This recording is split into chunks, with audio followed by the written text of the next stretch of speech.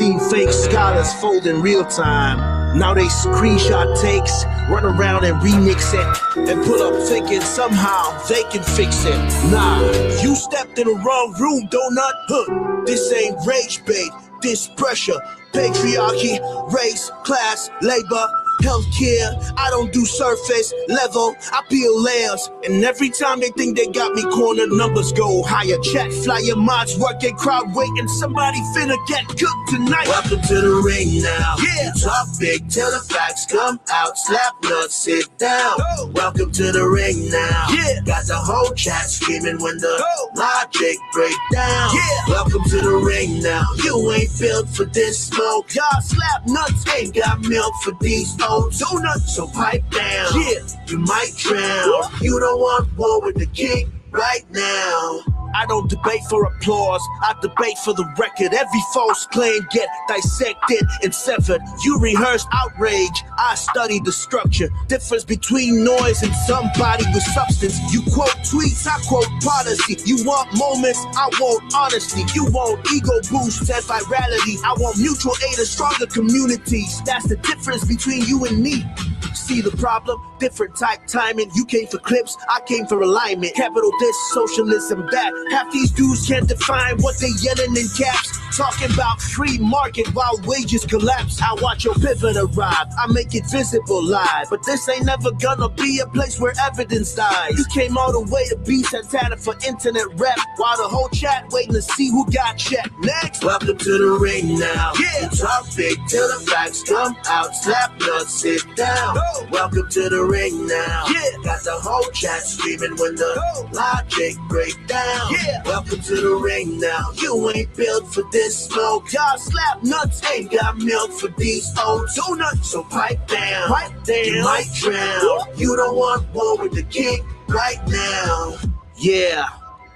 Welcome to Sparring with Santana. Welcome, everyone. Bring your sources. Please. Bring excuses, whatever. Doesn't really matter either. It doesn't. You're about to get cooked. You should know who I am by now. They really should. They should know. They should know. They should know. They should know.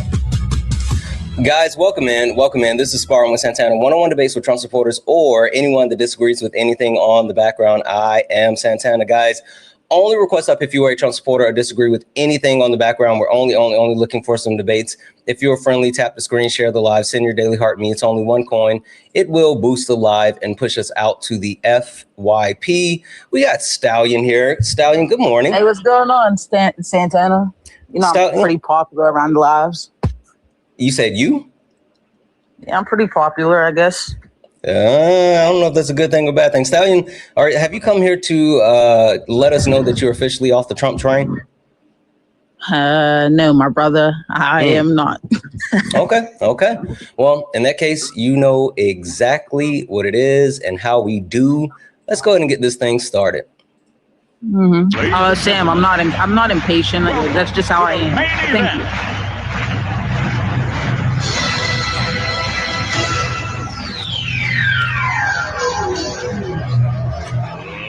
Let's get ready to rumble!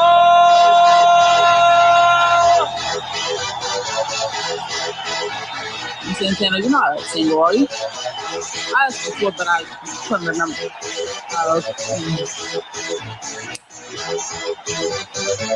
Y'all ready for this? Guys, welcome in. This is Sparring with Santana. One-on-one debates with Trump supporters or anyone that disagrees with anything on the background. I am Santana. Guys, only request up if you are a Trump supporter or disagree with anything on the background. If you're friendly, tap the screen, share the live, send your daily heart me. It's only one coin. It will boost the live and push us out to the FYP. I'm going to keep resetting the daily gift goal to these little 1 cent gift goals. If we can keep knocking those out, it'll boost the live as well. So guys, please do your part. W's in the chat for Gucci as well for the boxing gloves. I didn't get a chance to call that out, but I appreciate you. Stallion, so you haven't officially gotten off the Trump train yet. Nope. And it's super interesting that you are still a part of a group, an actual cult is such a used out word. I'm sorry, you said it's what? Americans? I'll give it to you shorter. American. But go ahead. Stallion, question for you, or not necessarily a question for you, because this is the background, and the background is the background. But I think it speaks volumes. How are you comfortable being associated with a group that exudes stupidity? I can't speak for everyone else, but I can speak for myself. Like I said, we're Americans, and we want to put America first. And I don't understand how that's a problem. Oh, you don't understand how America first is a problem? I don't understand how, you guys, you Democrats, you whatever, have a problem with us wanting to put America first. But just to verify, Stallion, you don't understand how putting America first, saying America first, that's a problem. And Stallion, I'm pretty sure I know the answer to this, but I'll ask anyway. You're a black woman, right? No, but I guess Italians are considered black. I'm white. You're white? I got that. What could I say? That California. You got a little bit of soul in your voice. That's a little surprising. I thought you got a little soul in your voice. It's all good. Stallion, you said America first, right? And I'm not sure about you assume my race. But I bring up race. Well, I just said you got a little bit of soul in your voice. That's the only reason I gave you the benefit of the doubt. I wouldn't say I have soul. Oh, you definitely don't have soul. I said you had a little bit in your voice. Okay, I mean, I eat cornbread and chitlins and yada yada yada. What? But let's go. Oh, wait, so is that what black people do? Eat cornbreads and chitterlings? I'm just saying. Oh, black people eat cornbred and chitterlings? It has nothing to do with black people. I mean, anybody can eat chitlins, really. Yeah, so we're eating chitterlings. Got it. You said you're America first. You're America first. Got it. You know who else was America first? Go ahead. The picture is. Gotcha. I can't. Oh, come on, man. Seriously, like why? Because it's the truth. It's the truth. The ideology of America first was coined by the KKK and then cultivated by the Nazis, and they used it as Germany first. So the premise that you should be America first speaks to not only a past filled with hatred, but a past filled with racism, xenophobia, bigotry. I mean, the ideology of quote unquote America first has been repackaged as something that's supposedly a good thing. But like, even if you look at the purest basis of it, can you tell me a time, and not only in American history, but just throughout history of the world, where isolationism was a good thing that benefited the country that looked to isolate themselves? I'm gonna go the Civil Rights Act. What does the Civil Rights Act have to do with a country isolating themselves? I mean, I don't think that, when I say America first, it means I'm isolating we should isolate ourselves. I think we should be putting what America first means? Or did you just think it was a catchy phrase and like you're with it? Well, I assume it means, that we're putting Americans first. Like what happens when you make an assumption, Stallion? You make an ass out of who? I'm not making an assumption. I'm just saying. You just said you were making an assumption. You said you're assuming. And guess what? You're making an ass out of you, but not me, because I know this part. So the actual ideology of being America first, it's rooted in not only saying that we want to actually ensure the dominance of our country or of America, but it is quite literally with the premise of isolationism, right? No matter if we talk about not interfering with foreign conflicts, whether there's a whole thing that's like fortifying the borders, depending on American resources versus resources from outside of the country, it is quite literally a premise of isolationism. So again, I'm going to go back and say, can you tell me a time in history where any country has been successful being isolationist? Germany. How is that successful? When and how?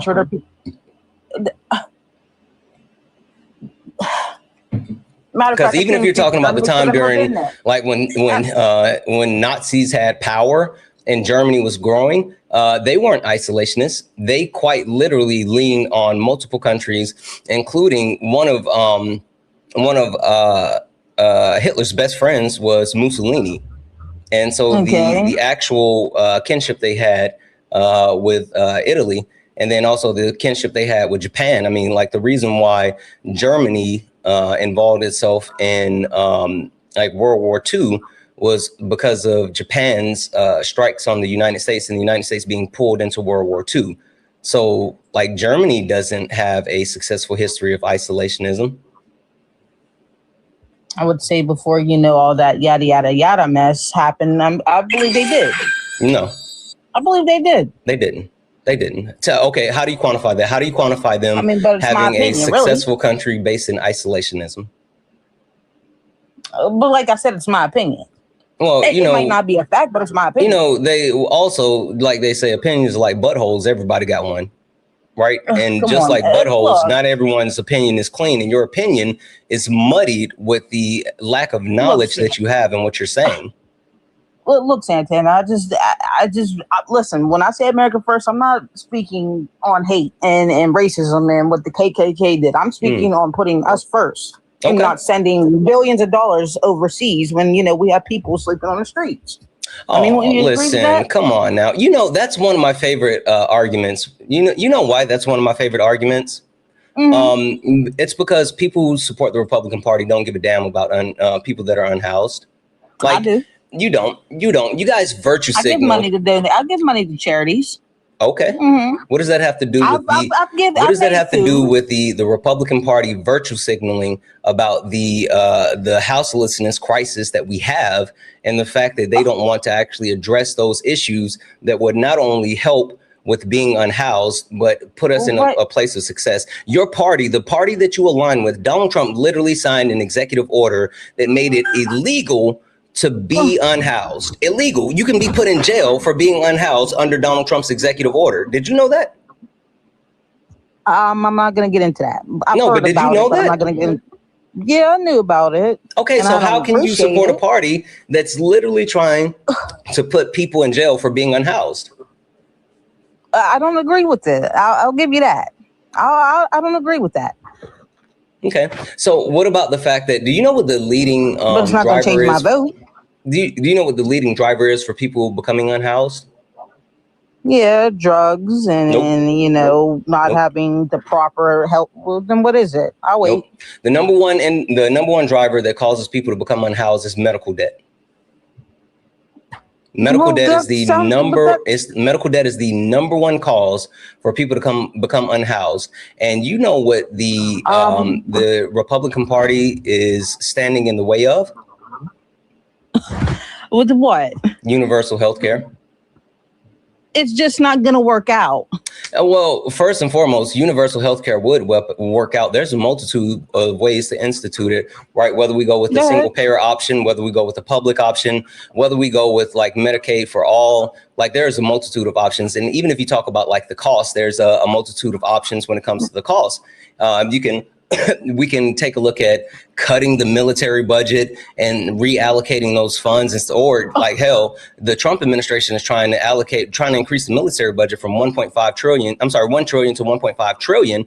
So we can take those increases and dump it into the actual public option for healthcare, and then have it reoccurring where the taxes that we already pay continue to pay into that and uphold those things. But not only is the Republican Party rejecting the premise of universal health care, they're actively making sure that people lose health care. Hey, question, with the passing of the One Big Beautiful Bill, how many people have so far in 2026 lost access to health care? I can't speak on that. I have private insurance and I can't speak on that. Sure. Private insurance is nice, but 17 million Americans have lost access to their health care coverage due to the lack of subsidies and the passing of the One Big Beautiful Bill. Now, you know what's funny about this, Stallion? You said you live in California, right? Yes. You live in Southern California? No. Okay. Yeah. Somewhere around that way, I guess. Whatever. Stallion, have you ever traveled the country? Yeah, I went to Florida just last year. I went to Las Vegas. What part of Florida have you been to? I went to Clearwater. I took my nephew to Disney. Okay. What about it? Have you ever been to areas like maybe Dustin? I'm not Dustin. Yeah, Dustin. No, not Dustin. I apologize. Not Dustin. Yeah, Dustin. Well, okay, sure. Did you drive to get to Dustin, or how did you get there? I took a plane. Okay. Why would I have you ever been in any areas like Yulee, Florida? No. Why? Okay. Have you been to any parts of the United States that is considered rural? Like any parts of the United States that would be kind of backwood, distant, remote areas? No. No? I don't have to. Lucky you. Lucky you. But you know who actually does have to be in those areas? Who? A shit ton of Trump supporters, a shit ton of Trump voters, a shit ton of people who vote for the Republican Party, people that actually fall on the right side of the aisle, who live in those rural areas, tend to actually vote Republican. Now, the funny thing about that, I mentioned the 17 million people who lost coverage to their health care with the passing of the One Big Beautiful Bill.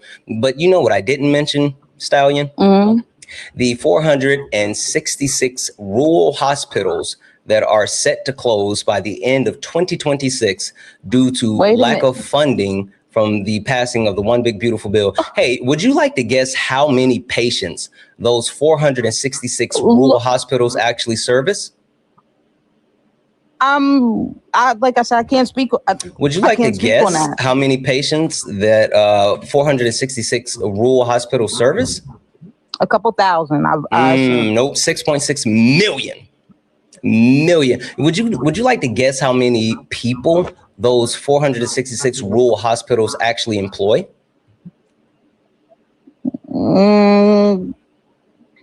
Let's move on.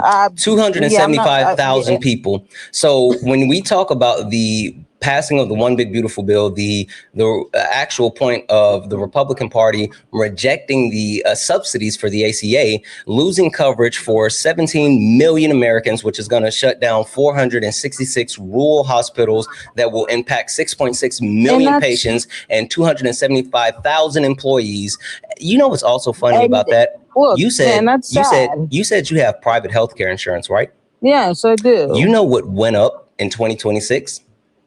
Well, I know. I know what you're gonna say, and I'm not gonna get into went up? it. I'm not going to. I know the premiums and yada yada yada. If you have private health care insurance and the passing of the One Big Beautiful Bill didn't actually cut any subsidies for your private health care, why did your private health care costs go up? Look, dude. I didn't vote based off healthcare. I hear you. But the question is, do you know why the premiums for private healthcare went up when the One Big Beautiful Bill didn't directly affect those premiums? No, I really can't speak on that because I don't know. I got you. Don't worry. The reason why those premiums went up is because insurance companies understands that there's going to be a increase as far as people not having healthcare coverage, and there's going to have to be offsets and subsidies. So what that boils down to is people who have healthcare have to pay more in order to have coverage because of the people that are getting kicked off of their healthcare. So even though you have private healthcare insurance and the One Big Beautiful Bill passing didn't directly affect your healthcare insurance, it still indirectly affected you because we saw a shift across the country in healthcare premiums for all healthcare providers. Now, I know that I've been talking about healthcare for a while, and you said you didn't vote based off of healthcare. And guess what? We weren't talking about you voting based off of healthcare. You remember why I brought up healthcare? I can't even remember. Perfect. I can. The reason why I brought up healthcare is because you made the statement that we shouldn't actually be sending money abroad when we have people that are unhoused here in the United States of America. I said the Republican Party doesn't give a shit about people who are unhoused in the United States of America. You said that's not true. And then I laid out the fact that people having medical debt is the #1 driver for becoming unhoused, and how the Republican Party doesn't want to address that. So if the Republican Party not only doesn't advocate for universal health care, some form of that, and they're also actively reducing the amount of people that have access to health care, vis-a-vis, they are going to increase the amount of people that are affected that become unhoused, while having no plan to address people that are unhoused within the United States of America. They are literally driving people to lose their homes and going directly against the thing that you said that you care about. So now, again, my question is, how can you support a party that actively goes against the thing that you said? You said it. You said you stand for. How can you align yourself with someone with a party that goes against your core principles? The same way you voted for the ACA that fined people for not having it. That's all you got? That fine people for not having it. You fine That's all you got? People for not having health care that, your party came up with. That's all you want to add? I didn't want to steamroll. I want to give you the floor in case there was anything else you wanted to say about that. I'm not adding nothing else to the floor. Okay, but perfect. I got that. Don't worry about it. Don't worry about that. So you're talking about the poison pill clause that was in the ACA. Yeah, I hate that. You and I can agree, like, that poison pill clause fucking sucked, right? We can agree on that point. We can? Sure, we can. Perfect. 2 questions for you. One, do you know who actually added the poison pill clause to the ACA? It doesn't matter. It happened under Democratic administration. That's all that matters, really. No, I think context matters. Now, would you like to actually take a guess as far as who added that poison pill clause to the ACA? Was it Mitch? No. Well, it was definitely Republicans. It was spearheaded by Ted Cruz. So question for you, Stallion. Why would the Republican parties, when giving access to healthcare coverage for American people, why would they want to fine them for not having healthcare? Why would they put something that was widely unpopular into a healthcare bill or piece of legislation when it would harm American citizens? Why would they actively try to harm American citizens? I can't speak. I can't even tell you why. Yeah. But let's move on. No. We'll move on in just a second. We'll move on in just a second, because I do have a part 2 to that. But what I will say, the reason why they did that is because they didn't want to pass it. No, they didn't want to pass it. The actual Ted Cruz has been on record saying that not only did they threaten to filibuster to make sure the Affordable Care Act did not pass, but they specifically added that in because they did not want the Democrats to have a win. They didn't want the Democrats to have a win. And so they actually made sure to add that poison pill option in. Now, you also said, oh, I hate this. When did the poison pill option actually fall off or sunset within the ACA? Well, like I said, I can't speak on that. January 31st, 2018. That's when it actually sunset and was officially removed. After that point, no one has actually been fined for not having healthcare coverage under the ACA. That's 7 years ago. That's 7 years ago. So not only has that not been a factor for over 7 years, hey, do you know, because like the poison pill option had a negative impact on people when the ACA was first passed, right? But would you like to guess when the actual ACA, when the offset of the ACA coverage started to be beneficial, meaning more beneficial than it was negative with the poison pill? Look, dude, you got me. I'll search up the ACA more. You got me. Okay. I'll call a spade a spade. Yeah. Well, just FYI, it was after it was passed. I'll let it be a spade a spade. That's it. I don't want to talk no more about it.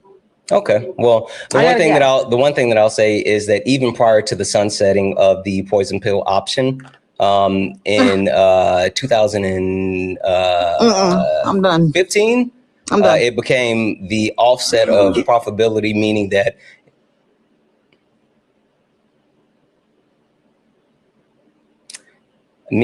it was more profitable and more beneficial to have healthcare, or it was no longer negative.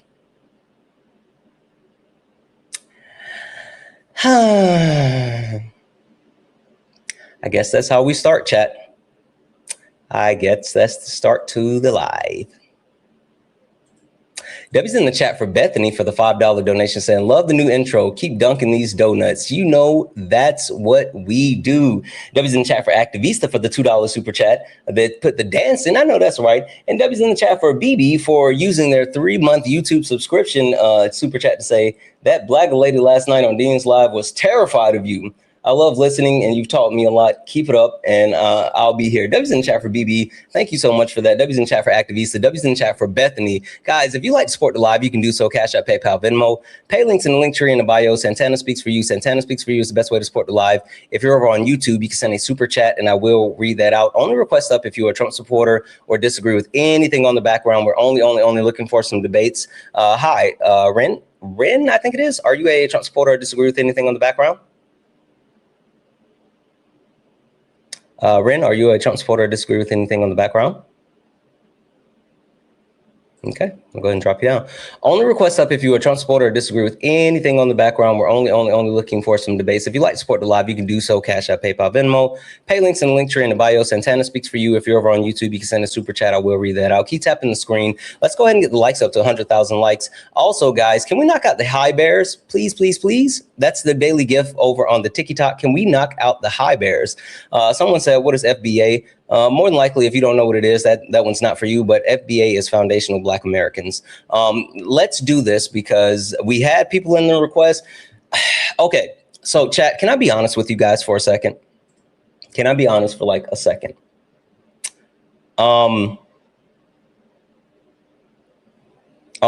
Look, this guy, what was it? Skylar, you said that I'm dry begging. Dry beg these nuts in your mouth, bub. Go get your main account. You got 4 followers and you're following 1 person. This is your spam account. So I muted you, but guess what I'm going to do? I'm going to do you a favor and I'm going to send you to the womb lands. I'm going to block you. Go get your main account, come back, say it with your chest, or don't say it at all. I don't give a fuck which one you pick, but you will choose. You will choose. Anywho, if I'm going to be honest, the thing that I've learned is that if I come out the gate and I cook people too quickly, then it scares the rest of them off. That's on me. I learned that if I come right out of the box and I layeth the smacketh down on them way too quick, then the rest of the people who may debate me, roaches, you turn on the lights, they run, they scatter. They're still there. They're absolutely roaches. They're still there, but they run, they scatter, and they hide. It's the most interesting thing for me. Only request up if you're a Trump supporter or disagree with anything on the background. We're only looking for some debates. Hi. So I know you're not a Trump supporter, and I know your whole shtick, and I think you and I talked. Wait, you know me? You know me? You don't remember our conversation? Oh, I've gone on a lot of people's lives. I don't remember. But you don't remember me? Yeah. Oh, that sucks. Listen, okay, so what it was when you were first doing like the neo phalangelist thing or whatever, and like it was when everyone was. Bro. Wait, hold on. It was when everyone was kicking you, and no one was actually letting you speak on it, and then I stopped you, and I was like, "Hey, tell me what it is."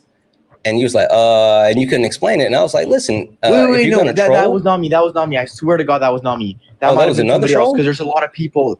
There's a lot of people who go up like, because I have a lot of followers, and people like my followers go on people's lives and they're like, "Oh, I'm a neo-libertarian phalangelist," and they don't know how to explain it. But yeah, I'm the founder. I'm the original creator. Oh, okay. Yeah, you should tell them to do. I talked to one of your people then. Sounds a lot like you. No, there's a lot of people who go on Parker and Dean's live and say stuff like, "Oh, I'm a neo-libertarian phalangelist," and then when Dean or Parker's like, "Okay, explain it," they're like, It's the best thing ever. Like, they don't know how to explain it. Okay. Well, I made a deal with the one of your cronies, I'll just call him, and said like, hey, don't troll me because like I'm giving you the floor. I basically told him what you just said. Like, if you're going to troll, then make sure you have like a follow up. I heard you yesterday. You actually did a good job of like kind of running through the shtick. But I'm gonna go ahead and keep moving because I don't really like trolls. But I appreciate you coming up, and I will request thank you, bro. Don't troll me. Have a good one. Yeah, you as well. Only request up if you are a Trump supporter or disagree with anything on the background. We're only looking for some debates. Only request up if you are a Trump supporter or disagree with anything on the background. We're only looking for some debates. If you're a friendly, tap the screen, share the live, send your daily heart me. It's only one coin. It will boost the live and push us out to the FYP. Hi, Austin. Are you a Trump supporter or disagree with anything on the background? I think that was a mistake. 45, 47. 45. Morning, Dad Bod. How are you? Good morning. How are you, Santana? I'm good. It sounds like your service sucks already. Yeah, I'm actually switching in between networks currently from Wi-Fi to 5G, so that's probably the issue. Okay. All right. Is it any better? I mean, you're coming in loud and clear with no lag. I don't see any issue with lag at all right now on my end. Yeah, it sounds like you got a little bit of a delay. Okay. Well, apologies. Would you like to come up later whenever you're in a better area? Yeah, actually, let me turn off. I've got data switching on. Let me turn that off really quick. Give me like 2 seconds.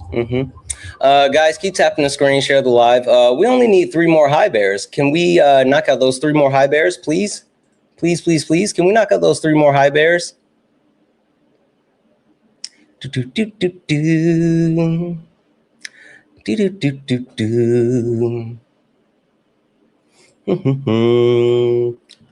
W's in the chat for Heavenly for the $10 super chat said that was epic. Yeah, you know, it's cool. It's cool. I just, like I said, sometimes I worry that if I cook them too quick, then they don't come back and the rest of them get scared.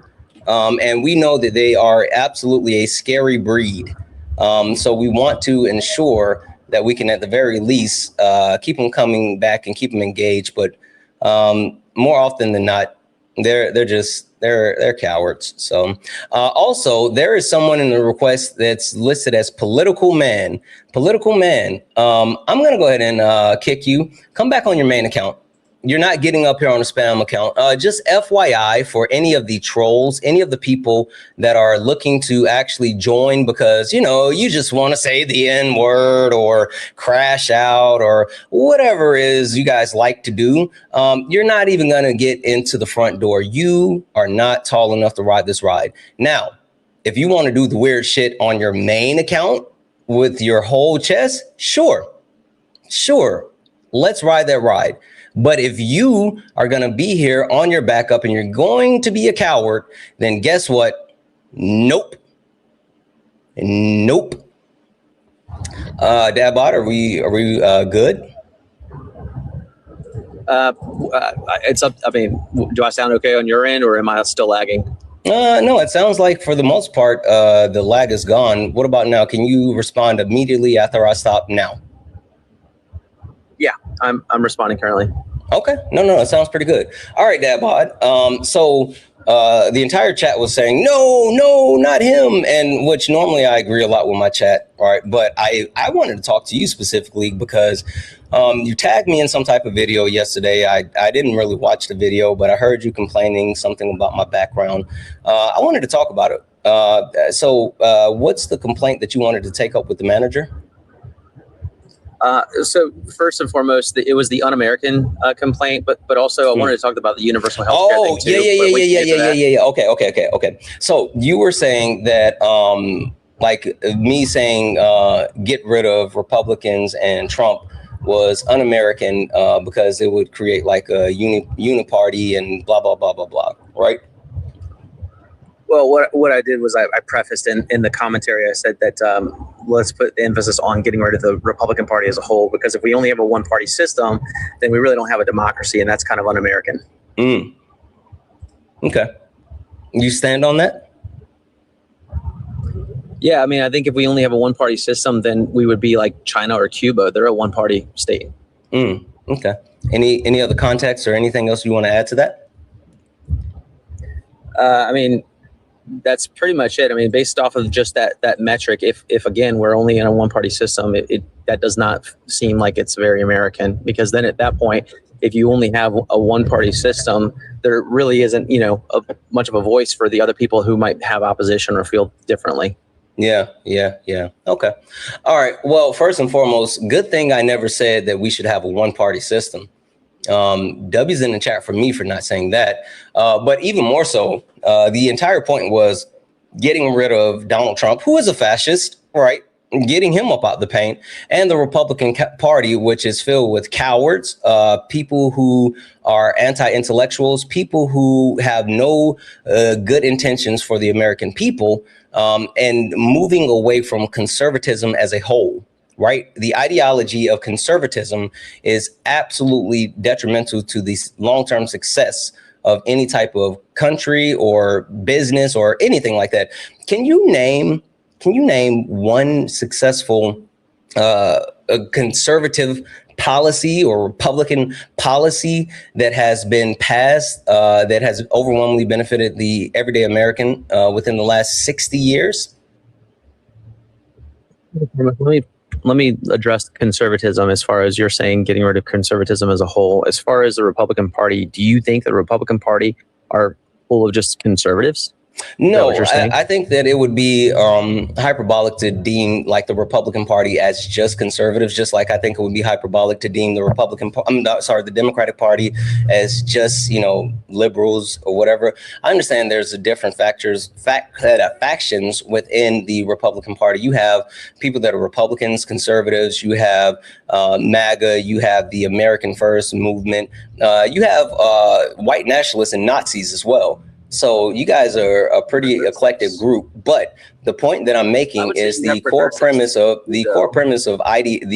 ideology of like the baselines under all of those groups is a sense of quote unquote conservatism instead of the opposition standpoint, which is progression. So that's what I'm saying. Well, but you're completely missing the progressive aspect. There are progressive Republicans too. I mean, look at let's just historically, for example, would you not say that the abolition of slavery was progressive? That was done by a Republican, Abraham Lincoln. That's progressive.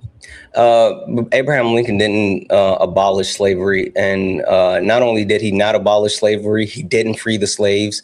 You guys have just been like whitewashed as far as history, and also you got to read more. So first and foremost, slavery was never abolished. It was just legalized. Secondly, Abraham Lincoln, when signing the Emancipation Proclamation, declared that the Emancipation Proclamation declared that the slaves that were in the jurisdiction of the Union were quote unquote free, but the war that was being fought, the Civil War, was based off of the Confederacy, who were not actually freeing their slaves. Now, fun fact about that, even after the Civil War was quote unquote won, which black people served in both the served in the Union and begrudgingly in the Confederacy Army, it took black people going to those different areas within the South and freeing black people.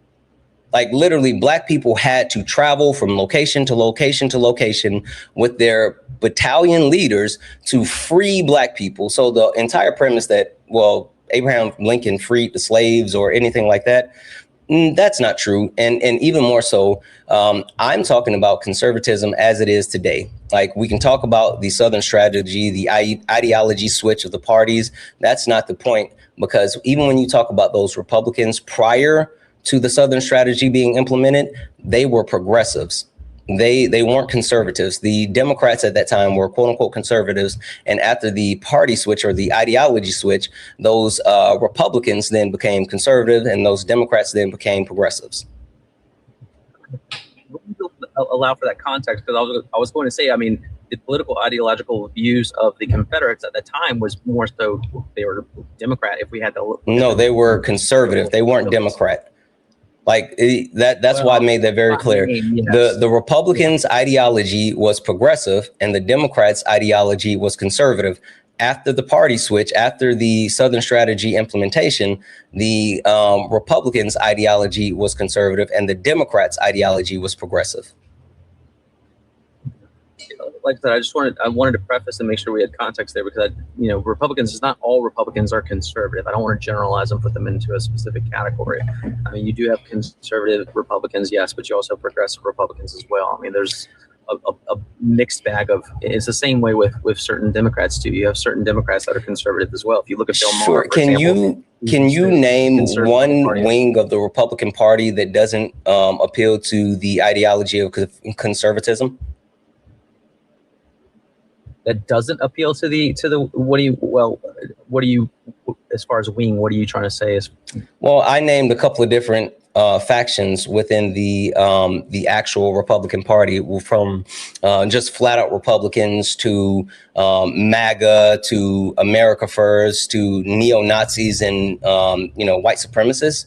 All of those groups make up the Republican Party. Can you name one of those groups that I just named who doesn't subscribe to the ideology of conservatism? If you look at just let's say the America First people, or even in some instances the MAGA people in general, if we're going to go off the metric of conservatism, meaning they want to conserve things as how they were, or the whole premise of make America great again, meaning it was better at some point in time in the past, then we would have to look at it from a perspective of if that's true, then why is it that MAGA or America First people, many of which are totally okay with same-sex marriages now? I mean, that's not conservatism. That would be progressive. I disagree. So I can't conflate it and say that to me that just seems like it seems disingenuous to say that, because there are many elements that we're not really touching on here. Instead of we're just looking at it on a micro level versus a macro level. I don't think that's fair to just say all Republicans fall into this line and none of them are progressive, because there are plenty of Republicans that are, for progressive ideas, of which we're not considered to be. Yeah, it feels like you're kind of gish galloping and getting away from the point. The one thing that I want to call out is you're wrong. You're wrong. Right. When you talk about the premise as far as those conservatives and what they actually stand for and how they actually are accepting of gay marriage, the entire premise of conservatism, it's not just the ideology of keeping things the way they are or shifting things backwards, because the core principle of conservatism is conserving the quote unquote culture of the actual land while slow progression towards change.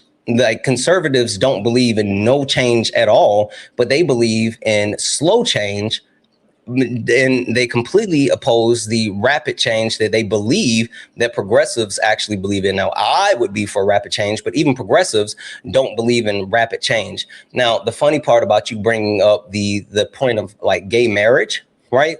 The funny part of you bringing that up is, one, the Republican Party, after Donald Trump got back in power, like literally they have advocated for putting forth legislation to overturn Oberfell.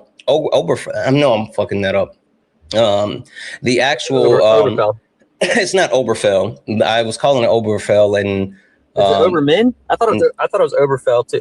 No. Hold on. Let me look up. I know what you mean. I know what you're talking about. Yeah, but I want to say it right. Because I was fucking up the way that it was said. Dang it. Obergefell. You guys know what I'm talking about. Yeah. But not only have lawmakers after Trump got in power, Republican lawmakers petitioned to the Supreme Court to overturn the landmark case that gave access for gay marriage. But lawmakers in Idaho, Michigan, Montana, North Dakota, South Carolina, Oklahoma, all of them have introduced or passed resolution urging the Supreme Court to overturn that ruling, which would remove access to gay marriage. So when you sit here and say, oh, and the Republicans, they're with things like gay marriage, they're good. No, they're not. No, they're not. They were forced to tolerate and accept people. And as soon as they had the ability to roll back those rights that people have, they absolutely rolled it back. Well, you're saying they, though, in a very broad sense. I mean, that's a generalization. Not all Republicans have tried to do that. You mentioned a specific set of individual states that are trying to do that, but that's not all Republicans. That's just a generalization. Okay, so you're absolutely right. I don't know each and every Republican in the United States of America, but what I do know is that the Republican platform supports this ideology. What I do know is that the Republican lawmakers in power are pushing for these things. And so while you may say that, oh, I don't align with that, well, your vote does, right? And while I understand that people may not vote for this or may not vote for that, if you align yourself with a party that is vehemently going against one thing or the other, you have two choices. Choice number one is what a lot of people on the right do, is they just say, well, you know, I don't like this, I don't support this, but, you know, I'm still going to vote Republican. I'm still going to do this or that or whatever. You can fall in line, which I say this all the time. Democrats fall in love, Republicans fall in line. That's the flaw on both sides of the party. Democrats have to love the person that they're supporting. And if they don't love the person that they're supporting, then they will sabotage said person. Republicans will fall in line, even if they don't like nor love the person. That's why you see people like J.D. Vance calling Donald Trump America's Hitler, and then years later being his vice president. He fell in line, right? So the point that I'm making is, while you may say, oh, I disagree, or not all Republicans believe in that, you know what? That's fine. You guys are still going to fall in line. You're still going to fall in line. I would say that that analysis is pretty accurate, but there are obviously outliers. I mean, there are still Republicans that do not fall in line, and there are individuals that. I mean, we've seen it ourselves. Thomas Massie, for example. What happens when they don't fall in line? They get, well, like what you just saw with Thomas Massie. A lot of these individuals that get, or they get booted out. But that's not to say So your whole point though everyone is falls that in line, because they don't. Wait, but so your whole point, though, you do understand, like, what you're saying is that, oh, no, not everybody falls in line. But if they don't fall in line, then they lose their career. Then they get kicked out of the party. Well, the Democrats do the same thing, though. Oh, can you have done the same thing? Can you name a Democratic member of Congress or anything like that who hasn't fallen in line with the Democratic ideology, that has been excommunicata and completely removed the way that Donald Trump has done with not only Thomas Massie, Mitt Romney, Liz Cheney, Adam Kissinger? Can you name anyone that has been vehemently ostracized the way that the Republicans have done with those Republicans? And I want you to name some of the people that I know. Go. Sure, absolutely. John Fetterman, Josh. Okay, wait, stop right there. Hold on. No, don't steamroll. Hold on. John Fetterman absolutely has a negative approval rating with the Democratic Party versus a positive approval rating with the Republican Party. I grant you that. Now, can you tell me where the Democratic establishment, the Democratic leadership, Chuck Schumer, Hakeem Jeffries, hell, Barack Obama, name me where any of those people have come out and said that John Fetterman needs to go? I agree that he needs to go, but other Democrats, the people on the left, the people that actually vote, the people that make up the party, absolutely agree that Fetterman needs to go. But can you tell me where one of those actual people in power and within the party have called for John Fetterman to be removed? Not the ones that you just mentioned, but there are talks being floated for him to be primaried. Speaking of Obama, primary the fuck out of him. But it's also Obama was also at one point against same-sex marriage, if you remember correctly. I agree. Sure, that's fine, but that has nothing to do with the point that you're trying to make. Please don't pivot to something else. You're literally sitting here trying to give me an example of the Democratic Party ostracizing specific members of the Democratic Party. Okay, tell me how. The Democratic governor of Pennsylvania. Tell me how he's been ostracized by the establishment. He was completely left out of the potential presidential pick when Biden was not even primaried or anything, because there was no primary with the Democrat Party for Kamala to be running as the next presidential candidate. But Josh Shapiro was one of the individuals that was talked about, and he was exclusively left out because he's Jewish. And that was made known publicly. Anybody can look that up. Okay, perfect. Number one, you're wrong. Well, number one, number two, number three, overarching, you're just wrong. When it comes to Josh Shapiro, one, he wasn't left out of the presidential nominee pick. First and foremost, anybody could have ran for president with the actual open forum that occurred. Now, when you say there was no primary, there absolutely was a primary. The primary occurred when Joseph Robinette Biden was on the ticket and Kamala Devi Harris was on the ticket as a vice president. And both of them received primary votes and actually pushed them towards being the Democratic Party nominee. Now, what happened after the actual president of the United States of America, Joseph Robinette Biden, decided that he was going to pull out of the actual election, he supported Kamala Devi Harris. But you know what he didn't do? He didn't give his delegates to Kamala Harris. Kamala Harris didn't automatically become the actual de facto Democratic nominee. Not only did he not give his delegates to her because he released his delegates, she said, I don't want you just to commit to me.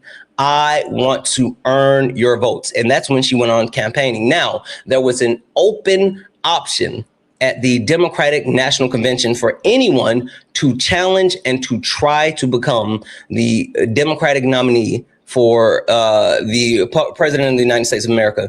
But you know what?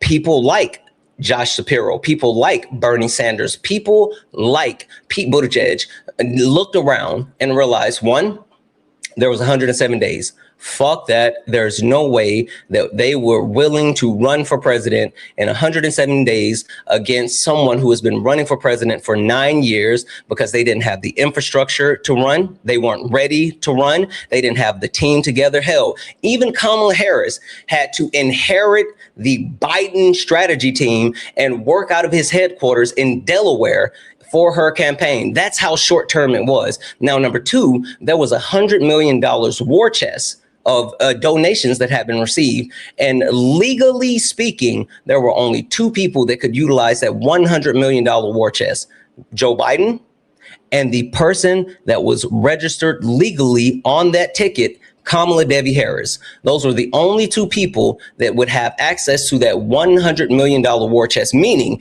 if anyone else would have actually ran, they would have lost out on that $100 million that was already set aside for elections, right? Now, not only did that wasn't the case, every other person that had potential to run stood up and said, nope, you got it. Gavin Newsom, he said, nope, you got it. Bernie Sanders, he took his time, but finally said, nope, you got it.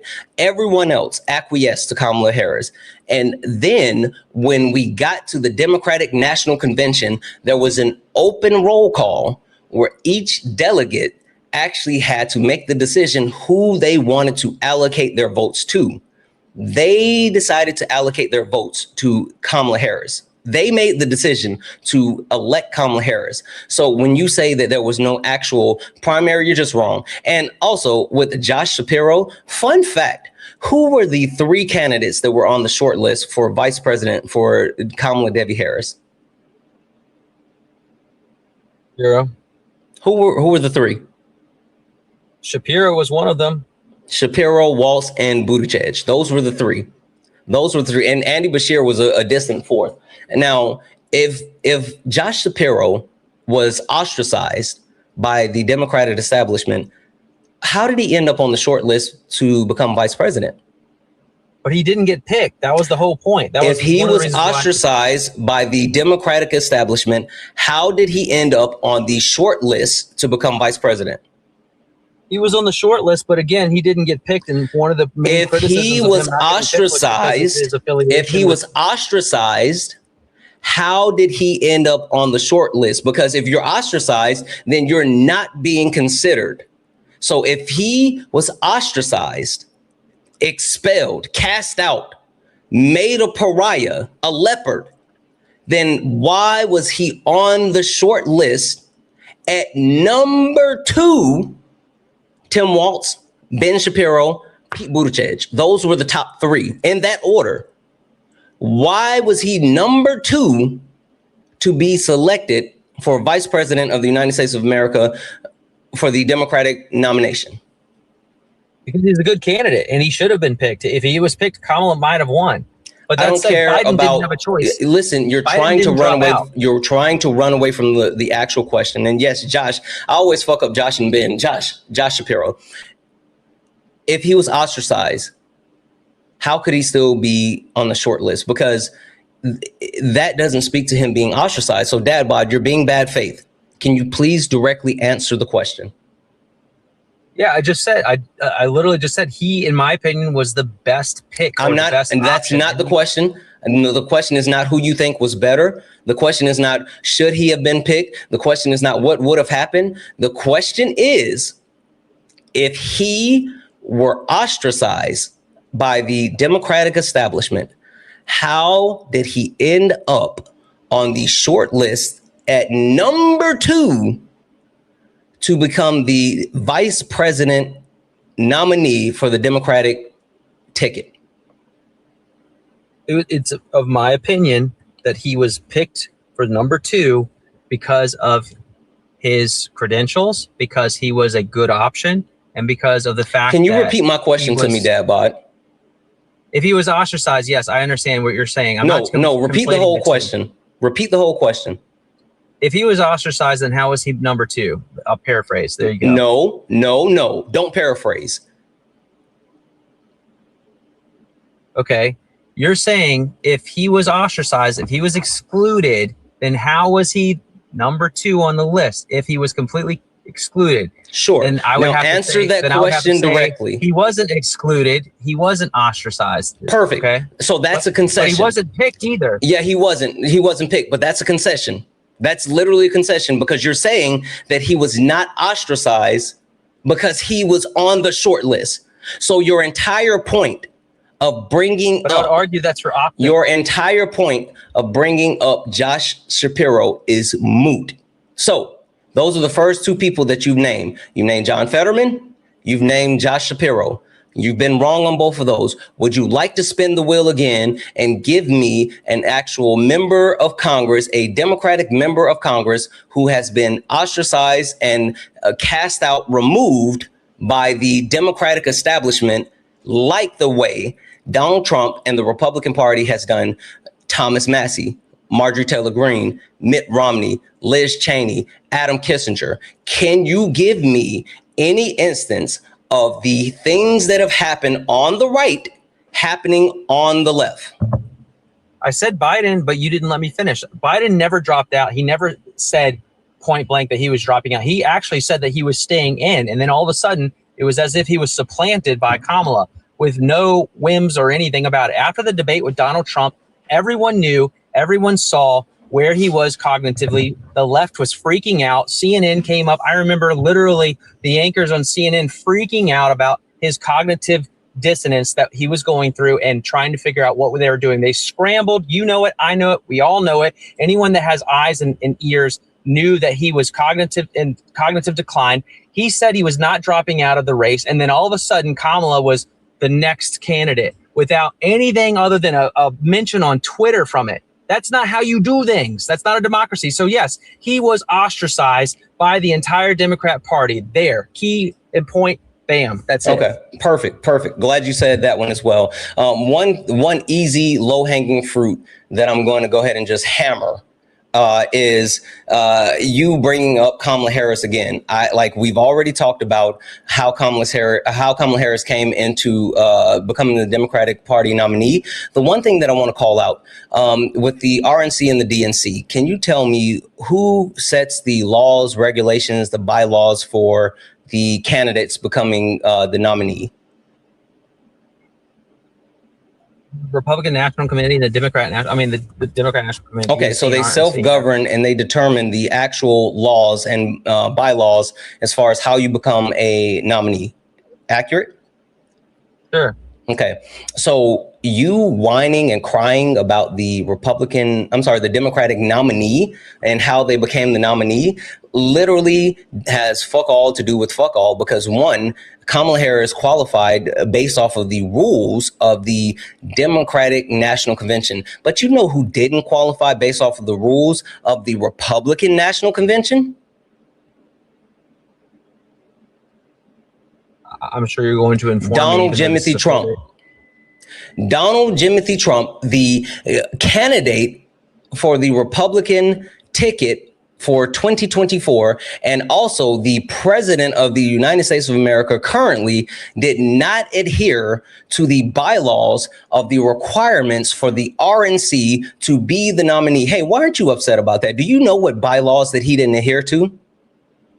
Who's pivoting now? Nope, this is low-hanging fruit, and I'm knocking it out. Do you know what bylaws he didn't adhere to?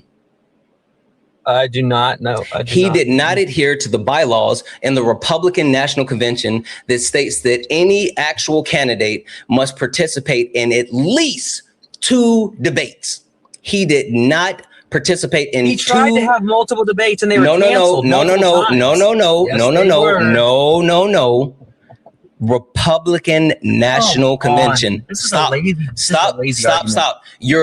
is an amygdala response. You're running because you are scared.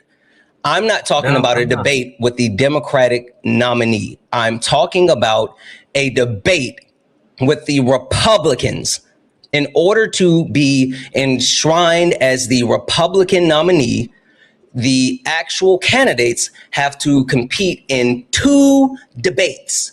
That's what the RNC requires of their nominees. Did Donald Trump debate the Republicans twice?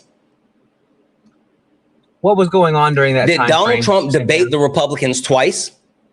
What was going on during that time? Did Donald Trump debate the Republicans twice? COVID. Did Donald Trump? It doesn't matter about COVID because they still had. No, it doesn't. No, it doesn't. No, it doesn't. No, it doesn't. Did they have those debates? Did they have the debates? That was one of the main talking. Did they have the debates? One of the main talking points. Did they have the debates? There was no debate was because of COVID.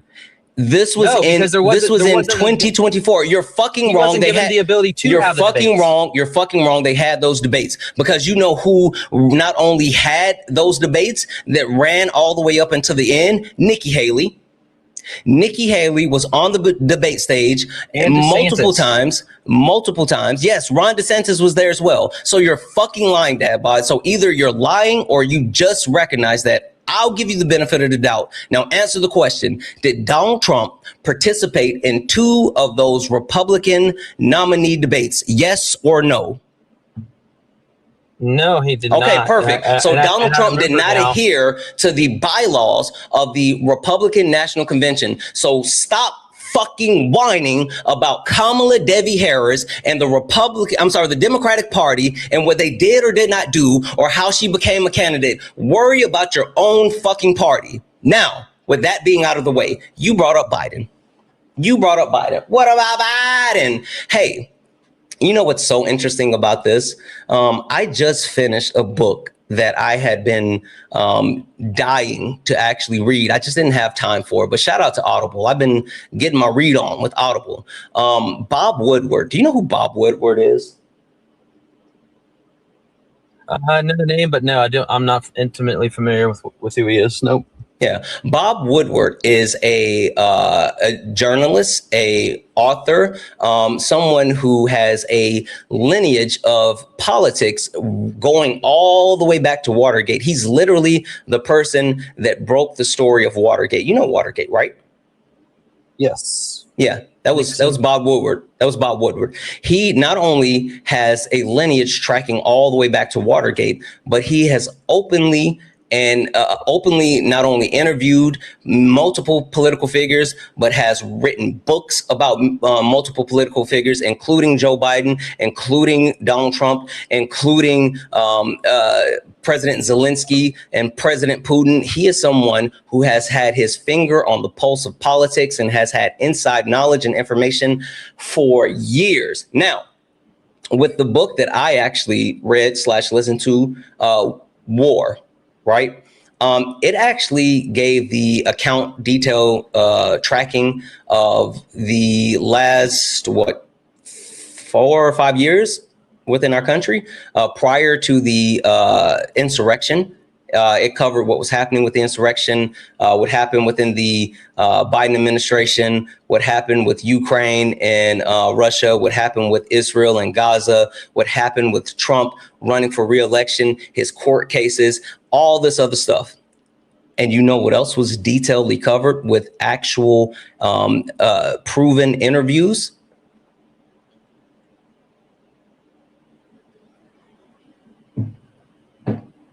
I'm sure you're going to fill me in. Joseph Robinette Biden dropping out of the 2024 presidential election. And my favorite part in the book when talking about that, Joseph Robinette Biden absolutely doubled down and said, I am not dropping out. He said that. He absolutely said that. And then he went on the debate stage and shat the bed in front of Donald Trump and the world. I mean, hell, he didn't actually, like, Donald Trump didn't do a good job. I think that's something that a lot of people don't realize. Donald Trump was so fucking bad, but Biden was worse. Bob Woodward actually read out bar for bar some of Joe Biden's answers. And I was like, what the fuck is this? Right? So, anywho, the interesting thing about that is they gave firsthand accounts and firsthand interviews with the people that actually were in Biden's inner circle prior to him dropping out. And while there was outside pressure from Obama and Nancy Pelosi, you want to take a guess what Biden said to Obama and Nancy Pelosi? I have no idea. Basically, fuck off. He told them fuck off. He told them no. Now, you know who was the key driver as far as shifting his idea? No, I do not. Tony Blinken. Tony Blinken, who had over 20 to 30 years of experience and history with Joseph Robinette Biden, sat down with him and looked him in the eyes and said, Joe, how do you feel? And he said, I feel like I can continue to be president right now. And Blinken said, I hear that. I think you are great right now, but can you do this for another 4 years?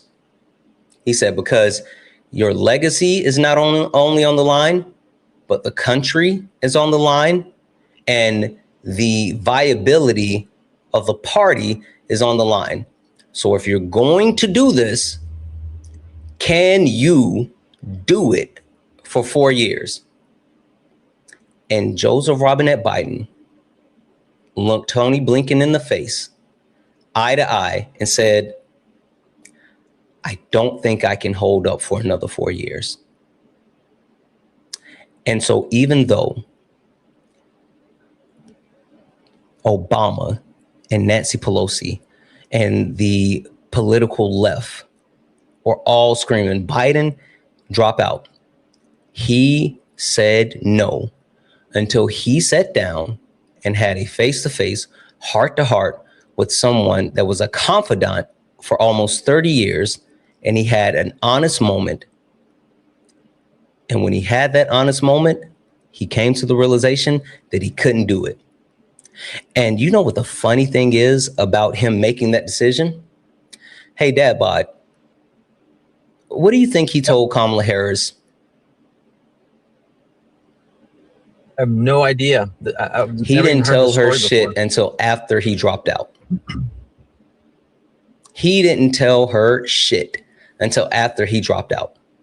So your entire premise that Joe Biden was forced out by the Democratic Party is inaccurate, and it's lackadaisical. You looked at it on a surface level, not understanding that not only does the president of the United States control the party at that time, but he was an incumbent president. And even though people wanted him out, they did not have the power to make him drop out. And even after he had a horrible debate, they didn't have the power to make him drop out. Joseph Robinette Biden, even being jaded after his decision, because he was upset of the decision, he was never forced out by the Democratic Party. He made the decision.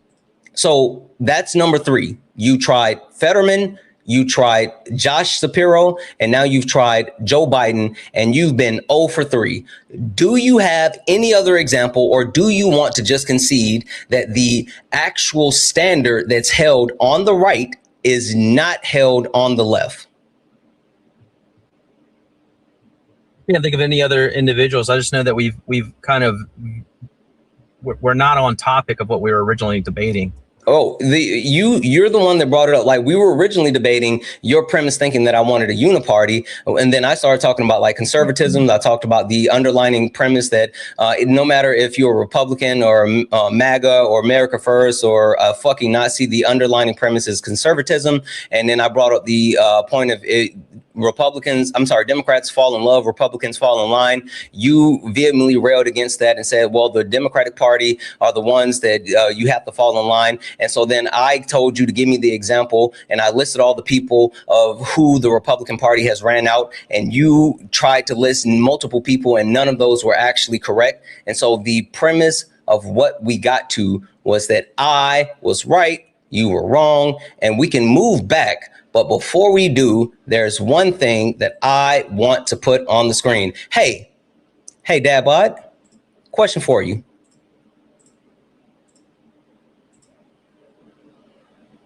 Dad Bod? Yes. Is this your king? Is this your king? I don't have a king. Because Trump just posted this talking about Republicans that don't fall in line. He literally just posted this about Republicans who don't fall in line. So while you're sitting here saying that the Democratic Party is somehow ostracizing members of the Democratic Party and not being able to actually articulate any of the members that have been actually ostracized, Donald Trump has not only ostracized people, but as of today, calling for those people who are considered to be rhinos to be removed. That's a bad look. That's a bad look. I'm going to take a moment to say thank you to a couple of people. I think you should collect yourself. I think you should collect yourself. I'm not going to hold you. I think that you should get your shit together while I thank some people. W's in the chat for Ruby for the $9 donations. And Ruby, it says that you sent a personal note, but I can't see it because I'm looking at it on my computer. But I will check that personal note out later when I can open up the Cash App app. W's in the chat for you. Thank you so much for that. W's in the chat for Kimberly for the $10 say kick fun, playing both sides of the fence. Kimberly, we're not going to kick him yet because I'm having too much fun with this dog walking, but I appreciate the hell out of you, Kimberly. W's in the chat for Kimberly, guys. Fucking W's in the chat for Kimberly. It looks like we're all caught up. Oh, wait. We're all caught up. If anyone would like to support the live, you can do so. Cash App, PayPal, Venmo. Pay links in the link tree in the bio. Santana Speaks for You. Santana Speaks for You is the best way to support the live. If you're over on YouTube, you can send a super chat and I will read that out. Look up at the top corner. If you see the word follow, that means you're not following me. 1.6 thousand people hanging out here on TikTok. We only got 50 new followers so far. We've been streaming for like an hour and a half almost. Look up at the top, and if you see that word follow, hit that follow button. Hit the follow button, turn on notifications so you know when we go live. We go live all the time. So please hit that follow button, turn on notifications. If you're over on YouTube, hit that thumbs up. We should have as many thumbs up as we have people watching, but also make sure you follow. We're on our way to 23,000 followers over on YouTube. If you haven't followed me on YouTube, Twitch, Instagram, Kick, hell, I even got a Twitter now. I'm on the Bird app. Follow me across all the platforms at Santana Speaks for You. Santana speaks the number 4 and then the letter U. Follow me everywhere. Dad bod, you got your shit together? I mean, I never lost it, but okay. You sure? Because like the serious question for you, Dad bod. You come on these TikTok lives often, right? I see you around, not just in my space, right? But I see you around. And the one thing I've never seen is like you actually win a debate. And I'm not saying that in the sense of like, you know, trying to be an asshole or anything, but I've never seen you actually win a debate. Is it blind confidence or embrace stupidity? Like what's driving you? Because at this point you haven't actually brought anything, at least in my debates or the ones that I've seen you on. Maybe you do this in your spare time on your own. Maybe you dominated some other like debate that I've not seen, but like what keeps bringing you back when you're obviously not good at this, and even more so you don't rely on like factual information? Well, so first and foremost, and I've prefaced this before with Dean, that's why Dean and I have, you know, good conversations, is that I'm not here to have hateful rhetoric or to be divisive or to cause more confrontation. I'm here to have conversations in which we're allowing nuance and context so we can actually learn from each other. That's the whole purpose. It's not here to say, yeah, man, I'm cooking you or you're cooking me or whatever it may be. I don't care about that. I'm too old to care about that kind of stuff.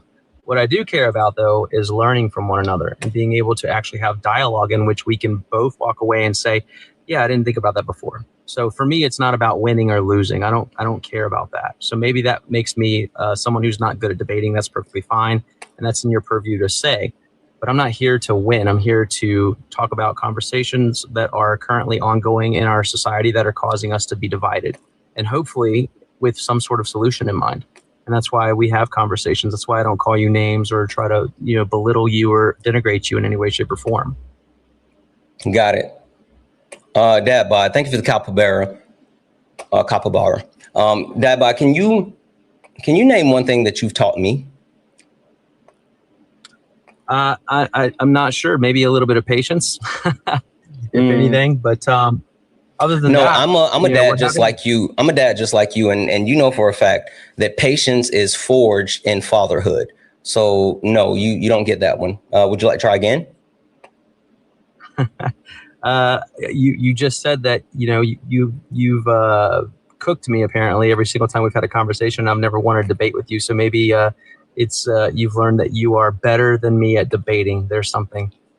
No, I mean, I've always known that, but I'm not better than people in general. It just so happens that I'm better than you in debating, but that's not something that you taught me. That's something that I assumed prior to you joining the live. And I say this with all due respect or disrespect or whatever the case may be. Hey, W's in chat for Valerie. For the people that come up here to debate me, there's never been an instance where I have expected someone to come up here and provide factual information that's going to disprove the things that I say. Hey, W's in the chat. Thank you so much for that. There's never been an instance of like, I'm assuming that someone's going to come up here with factual information ready to engage in good faith. And maybe it's the actual experience that I've had with people. I'm open to learning. I'm open to being wrong. I'm hoping for good faith arguments and debates. But the topics that I tend to debate are very based in empirics, right? Like there's a lot of things that I talk about that you can actually find studies, datas, and factual information on. And so I create my opinions based off of factual information. The problem is a lot of people, not saying yourself, but a lot of people want to debate from their feelings. And I don't give a fuck about their feelings. Because most of the topics that you bring up, not all, because I don't want to generalize, but most are relatively inflammatory. So people are going to obviously get engaged. And I get it. It gets more clicks. It gets more views. I understand that. But from a perspective of divisiveness, rhetoric, and then having, again, amicable dialogue, I don't see a reason why you can't have a conversation with someone that you disagree with in a way that is not meant to come across as attacking or winning or losing. It's just walking away and saying, okay, well, okay, I agree to disagree, whatever it may be. Yeah, yeah. Hey, do you like basketball? I do. Who do you think has Celtics better? are doing great right now. Who do you think has better handles overall, Allen Iverson or Kyrie Irving? Better handles? What do you mean by handles? Crossover, pivot, step back, turnarounds, like the ability to actually move with the ball.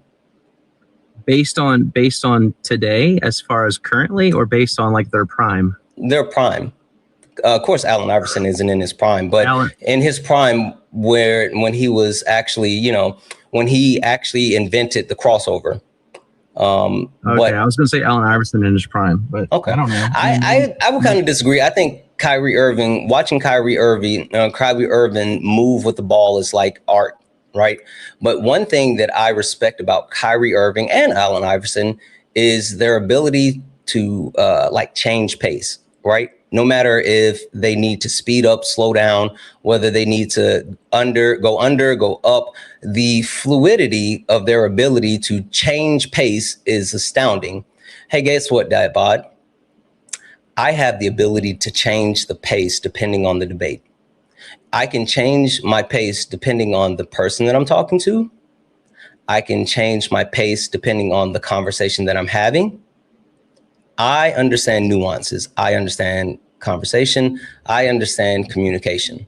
And so when I, quote unquote, dunk on people or win, it's because at that time, it's necessary. I understand as far as having conversations and when it's important to reach one, teach one, and when it's important to high step into the end zone. And if you feel bad about being high stepped on into the end zone, then get good. I'm sorry. If you have a problem with the way that I actually speak to you and have these debates with you, well, it's because you keep coming back, and you're not coming back in the sense of like, oh, I'm just here to learn. You keep coming back because you think you know things, but when you think you know things, you don't actually take the time to learn the things. You just speak from your feelings. I don't care about your feelings. I don't. Either get good or stop crying. I don't care. Well, I mean, I'm not crying. Like I said, I'm not confrontational with the way I debate people. I just don't find any use for that. I don't think it's constructive at all. But that said, how constructive do you think it is when you come in front of hundreds or thousands of people and you defend someone who is a racist, a sexist, a classist, a fascist, someone who has openly raped women and disparaged women, someone who has openly depicted the most prestigious group of Black people in the history of the United States of America as monkeys, someone who is openly sacrificing the lives of our men and women in uniforms, someone who has stood in the face of the Constitution and spat on it and said that we need to dismantle it. How do you think that makes people feel when you come up here and you defend them, even with your niceties and your politeness, right? Even with your niceties, you with your monotone voice and your I'm a dad, and you sitting and listening and not crashing out. How do you think you packaging all of that shit up in a nice ribbon, how do you think that makes other people feel? You think it makes them feel good? Well, at least Dad Bod isn't crashing out, even though he's advocating against women's right. At least Dad Bod isn't slurring, even though he is supporting a rapist pedophile. At least Dad Bod isn't sitting here and just like saying all of the fucked up shit, even though he's underscoring all of the fucked up shit. Do you think that it makes it better that you don't say those things and you hide behind politeness? Well, that would be under the assumption that I agreed with everything that you just said about Donald Trump, and many of the things that you said I don't necessarily think are true, and or if any of them were true, I don't necessarily agree with those things. So I can still support the president. It's not a deal breaker for you. President based off of policies and based off of party lines. Can you name one piece of policy that has been passed by the Trump presidency this term that has overwhelmingly benefited the American people? Yeah, I like the MAHA movement as far as taking specific dyes out of foods and trying to make America more healthy when it comes to dietary reasons. I think that's the MAHA movement isn't a policy. RFK Jr. is literally a basehead, a basehead who admitted to snorting booger sugar off a public toilet seat.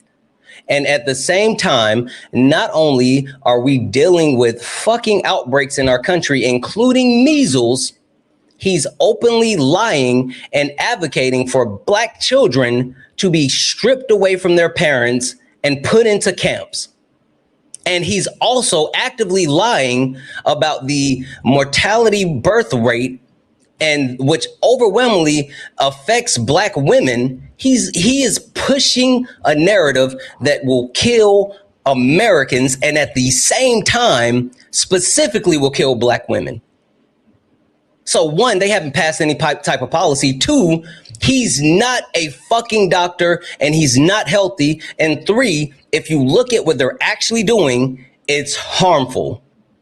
I never said he was a doctor, and I've never heard of this whole narrative as far as trying to take away children from their parents either. You should go look up his actual testimony when asked about his initiatives and his thoughts on Black parenting. You should go look it up. You should go look it up. He's advocating for stripping black children away from their parents. If this is a current thing, then I need to obviously look it up. I have not heard or seen anything that would curtail to that at all. But that said, going back to what I was saying, as far as trying to make foods healthier and being more restrictive on, can you name a policy for FDA? I don't know what policies they're considered or what policies they're pushing specifically. Okay, so you can't name a policy that's actually been passed. As far as the actual name of the policy, I know what they're doing, but I'm so you can't name an actual policy that's been passed that positively benefits the whole of Americans.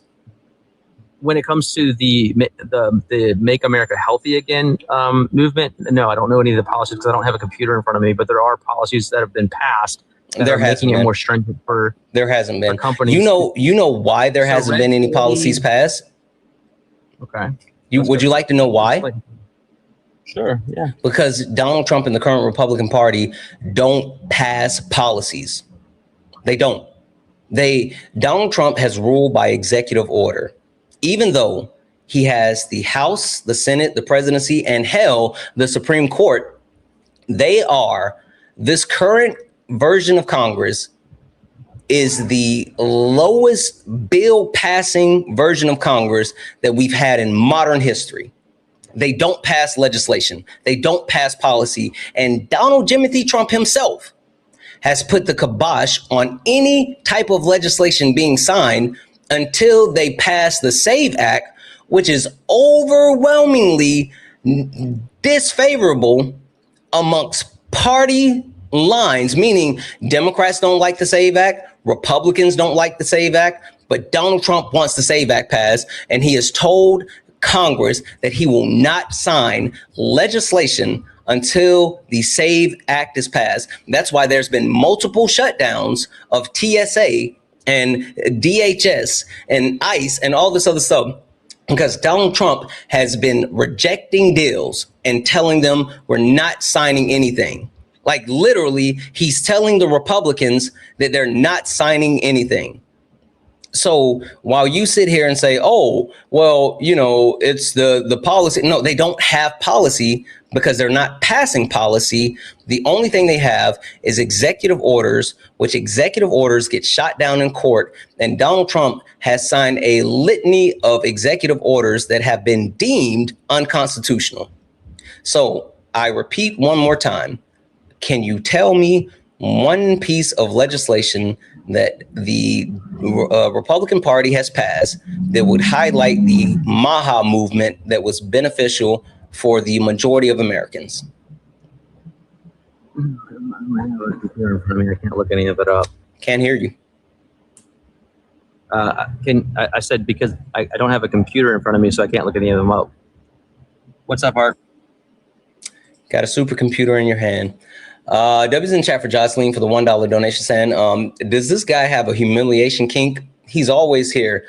I just ran through that with them, Jocelyn. Honestly, I don't know. That was in chat for Barbara for the $2 donation saying, you really make my day. Thank you, Barbara. You make mine for being here. That was in the chat. That was in chat for Michelle for the $10 donation saying, thank you, Santana. Everything you're saying this morning is so helpful. Listen, I'm glad that I'm being helpful in some way. I don't know. I feel like the things that we talk about are the things that a lot of people should know and do know. But then I think there's a lack of comprehension on the certain side of the aisle. But, you know, we are where we are.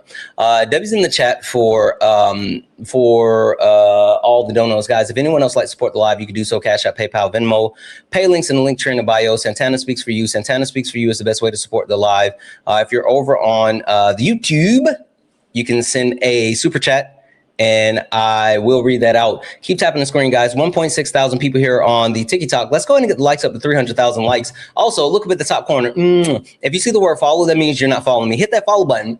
Hit that follow button, turn on notification. We're on our way to 200,000 followers. 200,000, guys. Please, please, please hit that follow button, turn on notifications so you know when we go live. Guys, I had an idea.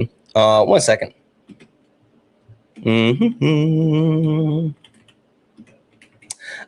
So Dadbot, you there? Dadbot, are you there? Dadbot going once, Dadbot going twice. W's in the chat for Tess for the $15 donation saying, how the fuck is raw milk, less vaccinations, changing high fluorescent corn syrup to cane sugar and switching out cooking oil to beef tallow healthier. Get effing real. People are dying. Facts. W's in the chat for Hannah for the $1 donation saying it's so healthy to have regulations rolled back to allow toxins and chemicals into the air, water, and food. That's big facts, especially those forever chemicals that have now been added into or they roll back the regulations allowing those forever chemicals to actually continue to be a thing. Holy crap. W's in the chat. Thank you so much for that. Dadbot, are you there?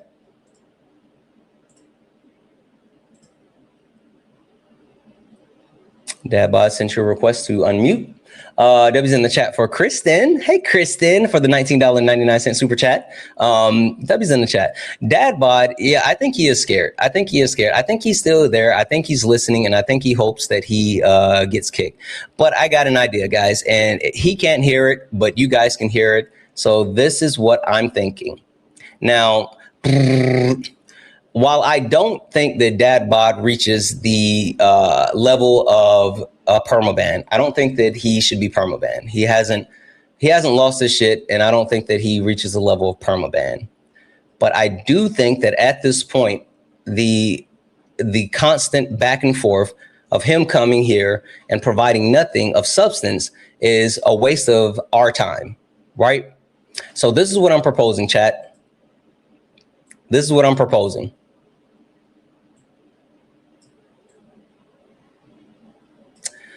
30-day ban.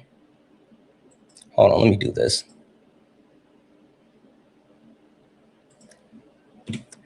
So this is what I'm proposing.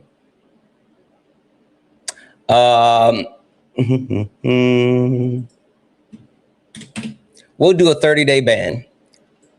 If we get to 200, we'll ban Dadbot for 30 days. So for 30 days, today is May 26, 2026. Dadbot will not be allowed back on our platform until June 27th, 2026. I don't think it's time for him to be permaban, but I do think we need to put him in the gulag for a little while and let him figure his shit out. Because at this point, it's got to be an embarrassment kink. It's got to be someone said, let's round it up to July 1st. Fuck it. Let's do it. That'll make it easier on me. We'll round it up to July 1st. So if you guys would like to add to the 30-day plus ban of Dadbot, you can do so. Cash App, he needs the summer off. That's exactly what we're doing. We're going to give him the summer off. Cash App, PayPal, Venmo, pay links in the link tree in the bio. Santana speaks for you. Santana speaks for you. If you want to add to the $200 summer off ban for Dad Bod. Dad Bod, sending you another request. Are you there? This person, Corey, said, why? Corey, you've been in the comment section yip-yapping for a while, talking shit. Get up here. Corey 10, I just muted you for the entire live.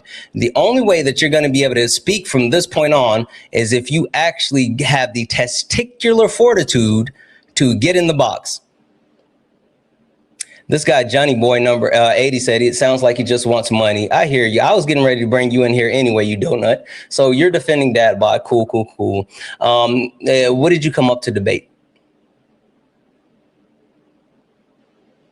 First off, you ain't gonna talk to me like that. I'm gonna talk to you however the fuck I want to talk to you.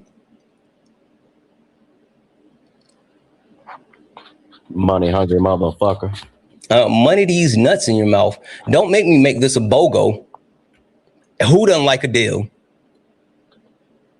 Now, what did you come up here to debate? You ready to talk? What did you come up here to debate?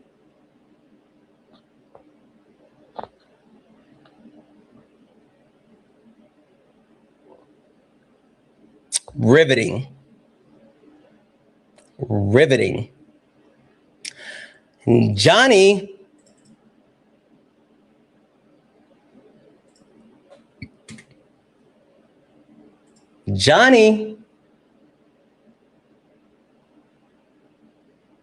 Man, it's nothing like prematurely shooting your load. Listen, it happens to the best of us. Johnny, it happens to the best of us. Sometimes we false start. Sometimes we can't even get it up and get going. Like, it happens to the best of us, Johnny. I understand that you may have a little bit of stage fright, and it's okay. It's okay. You're still the man that you were prior to coming up here. You still are the man that you used to be prior to you coming up here and being embarrassed, going limp, and shitting the bed. It's okay. It's okay. It's okay. It's okay. Also, we got options. We got options. We can drop you down and you can, learn, rest up. You can get some good sleep, eat better, exercise, take your vitamins, say your prayers. And maybe next time you come up here, you can get it up and we can run through a debate or, medical treatment, right? I mean, like there's an option for you to get medical treatment, Johnny. It's a little bit hard standing strong in the face of me. And I'm not going to knock you for that. But Johnny, at this point, if you don't have anything to add, then I'm just going to go ahead and send you back down to the comment section where you can get your shit together. So, Johnny, you got anything to add?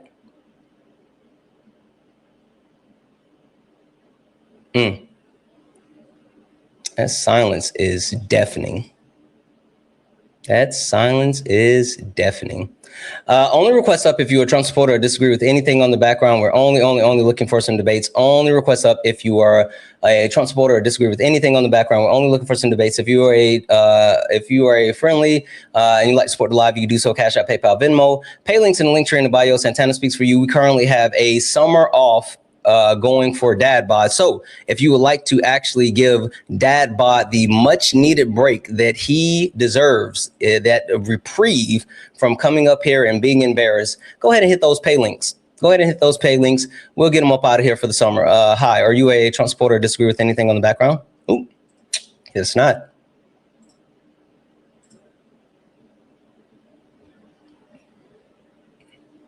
Johnny has 3 apples. How many apples does he have? Are you a Trump supporter or disagree with anything on the background?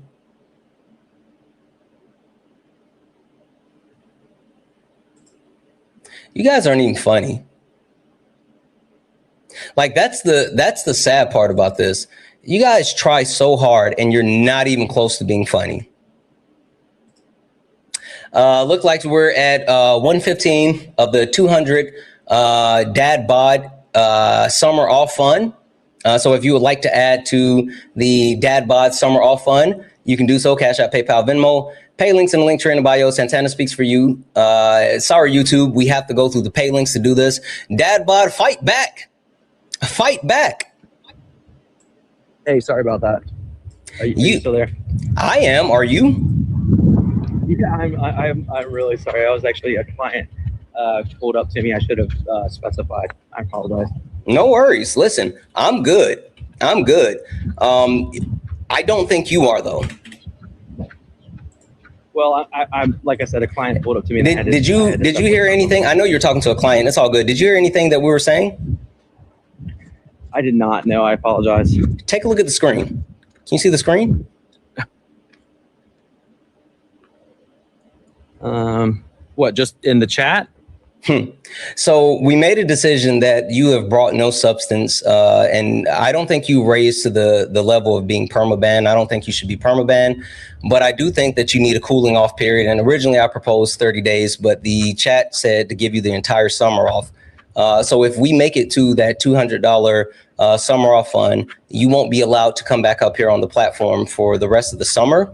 And then you'd have to come back afterwards. So I would recommend fighting back and making your plea, just putting out any type of coherent argument that has substance that would actually entice the chat to want to hear you more. Because as of right now, you're behind the 8 ball, but the floor is yours. Yeah, I apologize for that again. I like I said, I had a client, but yeah. So one of the things that you know, I came up on initially was the universal health care element that you were talking about. I disagree. I don't think it's the best system of care, because if you look at our neighbors up north in Canada, for example, I mean, it takes weeks, if not months, sometimes just to get a primary care physician.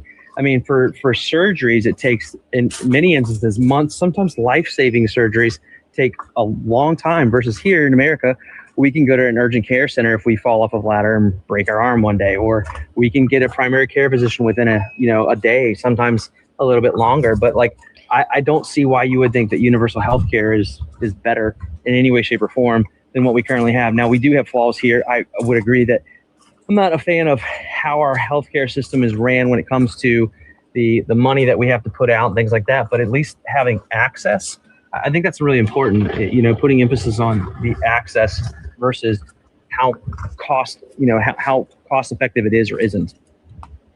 Yeah. Where'd you get your information from, Dadbot? What, from Canada? No, I mean, all of the stuff that you just said. Where did you get that from? Literally just look it up online. You can. Right, look it up online. I'm sorry, what? Look it up online where? Like specifically, where'd you get that information from? Yeah, hold on. Let me grab it. I'll give you the citations. Oh, you can look that up, but you can't look the other information up. Oh, good. Go ahead and give me that citation, because I literally can give you the citation. Just give me like 2 seconds. Hold on. Yeah. Take your time. Well, I don't know about your time, but yeah, do your thing. FYI, you're wrong, but go ahead and say, get whatever facts you want me to look at. I'm with it. Guys, keep tapping the screen, share the live, send your daily heart me. Let's go ahead and get the likes up to, where are we at? We're at 212,000. Let's go ahead and get the likes up to 300,000. Also, FYI, guys, tonight is night 3 of Late Nights with Santana. Late Nights with Santana. 10 p.m. Eastern, 7 p.m. Pacific. We are on night 3.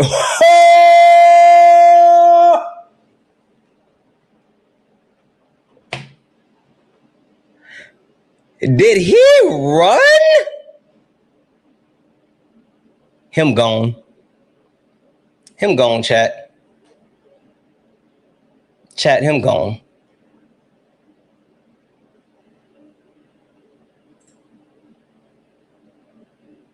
He's still here. I see you, Dad Bod. I can still see you. I sent the request. Get back up here. I still see you. Yeah, I got booted when I was trying to send over the link to you, because when I'm switching windows from my computer, or excuse me, from my cell phone, it literally puts me. Lying? Why you always lying? I'm not, but okay. Oh my God! Stop fucking lying. All right, you were telling me about that source there, Buckaroo. Yeah, I just sent it in the comment section, like I said. Yeah. You can't send the source. You know for a fact that you can't send the source in the comment section. What's the title and what's the source? Or source and title? I'm sending. You know you can't put that in the comment section. So I was actually unaware that I couldn't until now. What's the source and the title? Oh, hold on. Like I said, I'm on my Android phone. It takes me a second. I have to literally switch windows. Just give me a second, please.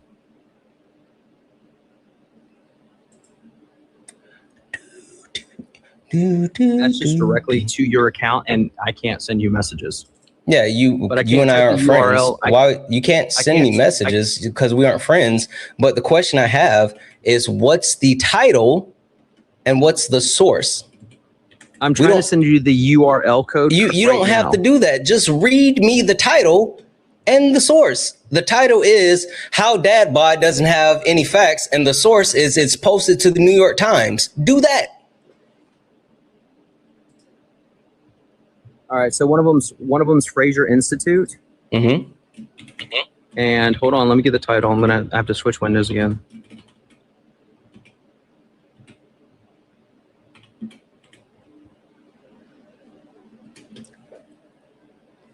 Okay, so Fraser Institute, it says Canada's wait times hit 30-week high. Hold on.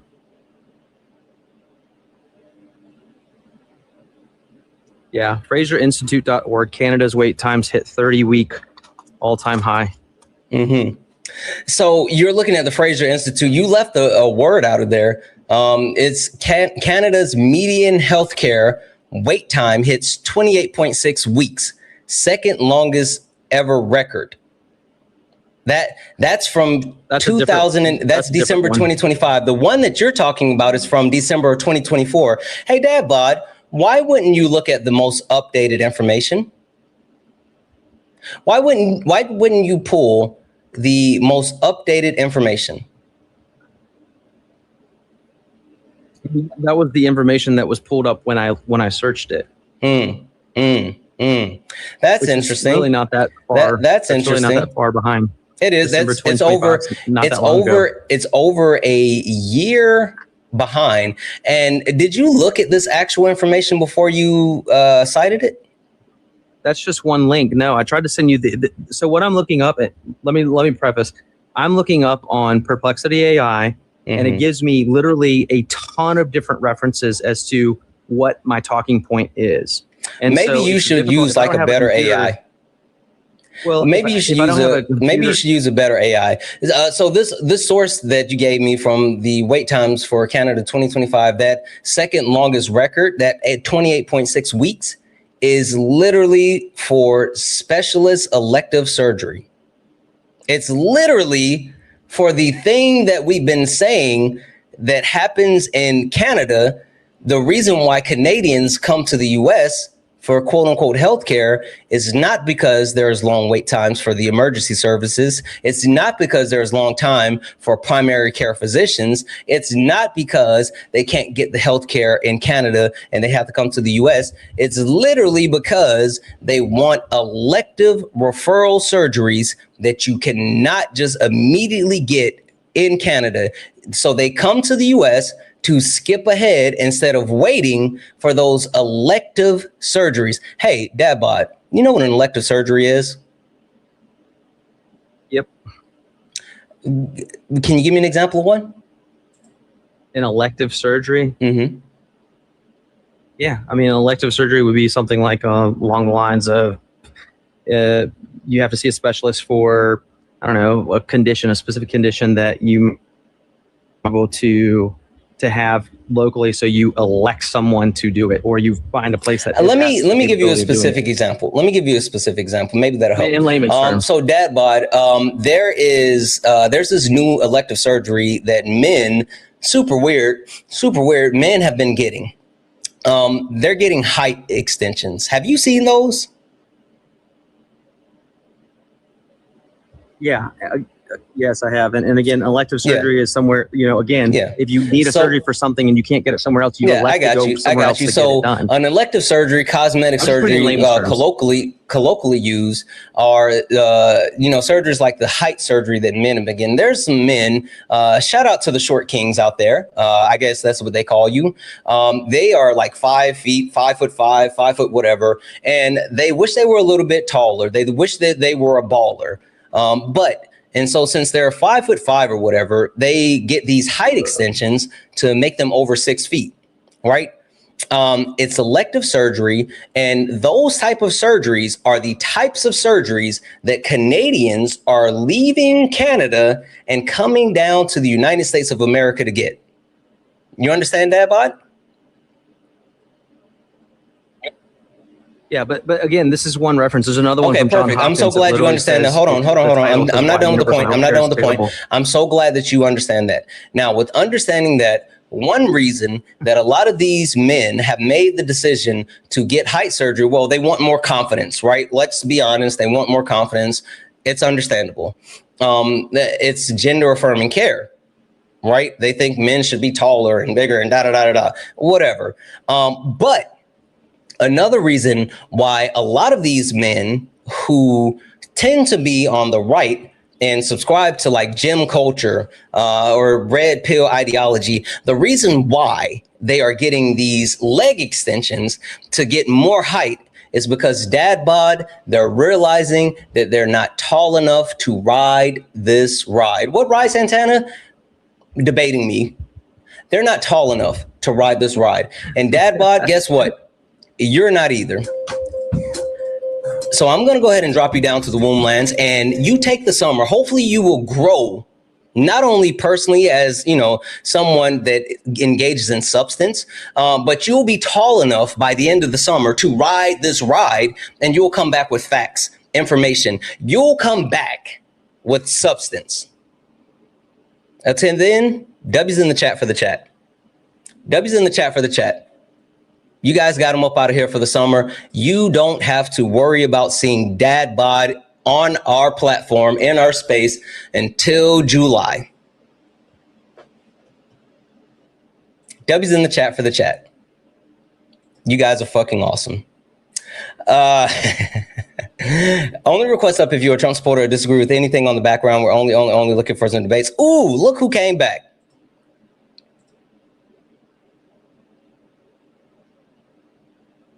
Oh, sorry. He left. I'm a feral. This guy, Danon 3D says, rare moment when Santana lies. I sent you a request. Come up here and tell me what I'm lying about. Come up here and tell me about that rare moment for a lie. What do you mean, rare moment when Santana lies? Like the surgery doesn't mean it's not medically necessary. I didn't say that it's not medically necessary. Well, you did say it was just things like height increasing or whatever. No, I said elective surgery and colloquially used as cosmetic surgery. And so then I gave an example. I gave an example of the specific type of elective surgeries that people are leaving Canada to come to the United States to get. So no, there are absolutely some elective surgeries that are medically necessary, i.e. gastric bypass surgery, right? That's an elective surgery that can be medically necessary, but that's not what I'm talking about. That's not what I was talking about. Sorry? They're coming here for that too.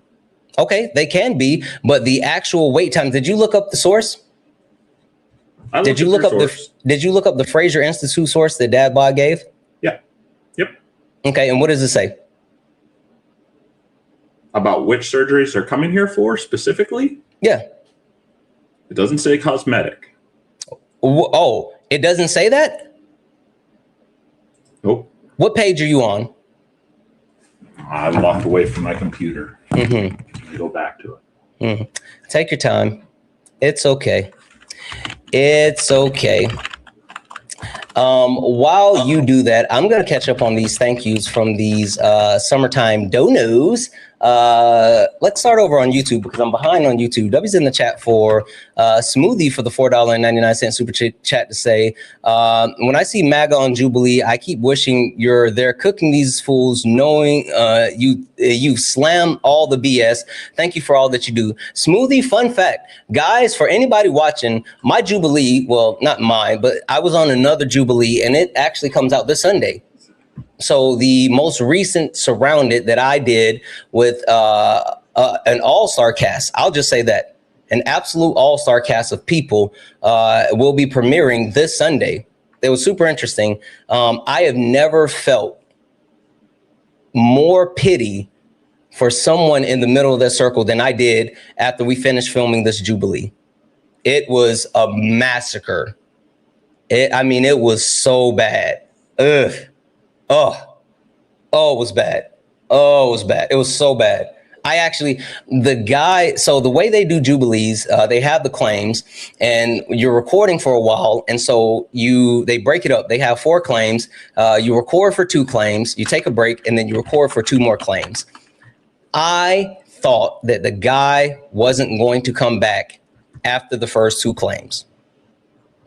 I legitimately thought that he was going to say, fuck this, I'm not coming back. Not even joking. Because I would have.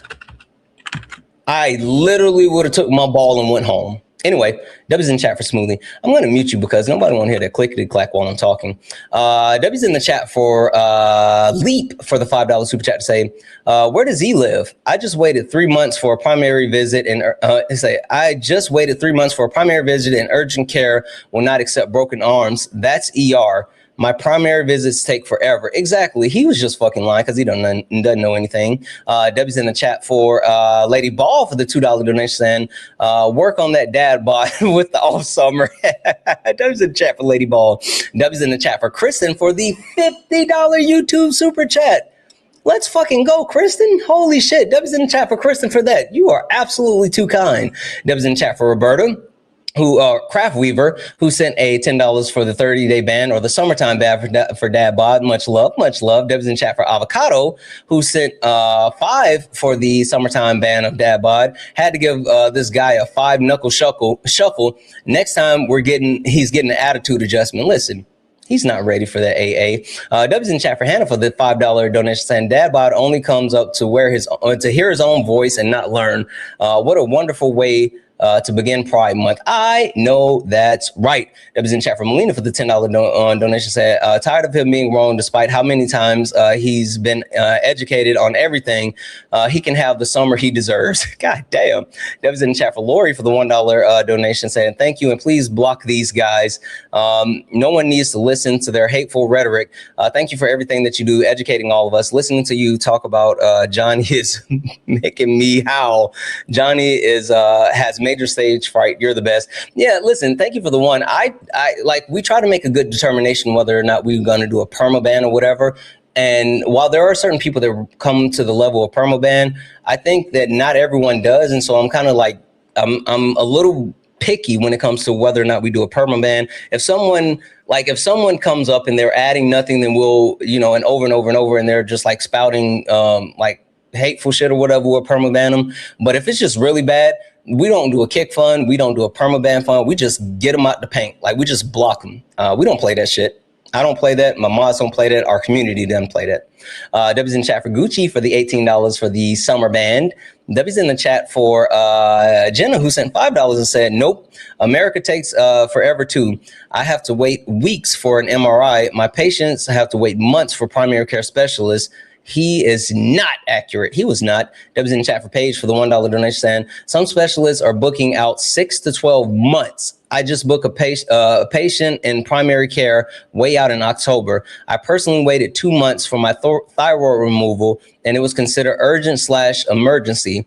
We're waiting and paying. They're waiting and it's free. I'd rather it be free. You and me both. W's in the chat for Jay Hops for the $5 donation saying, elective surgery is surgery you do not medically need.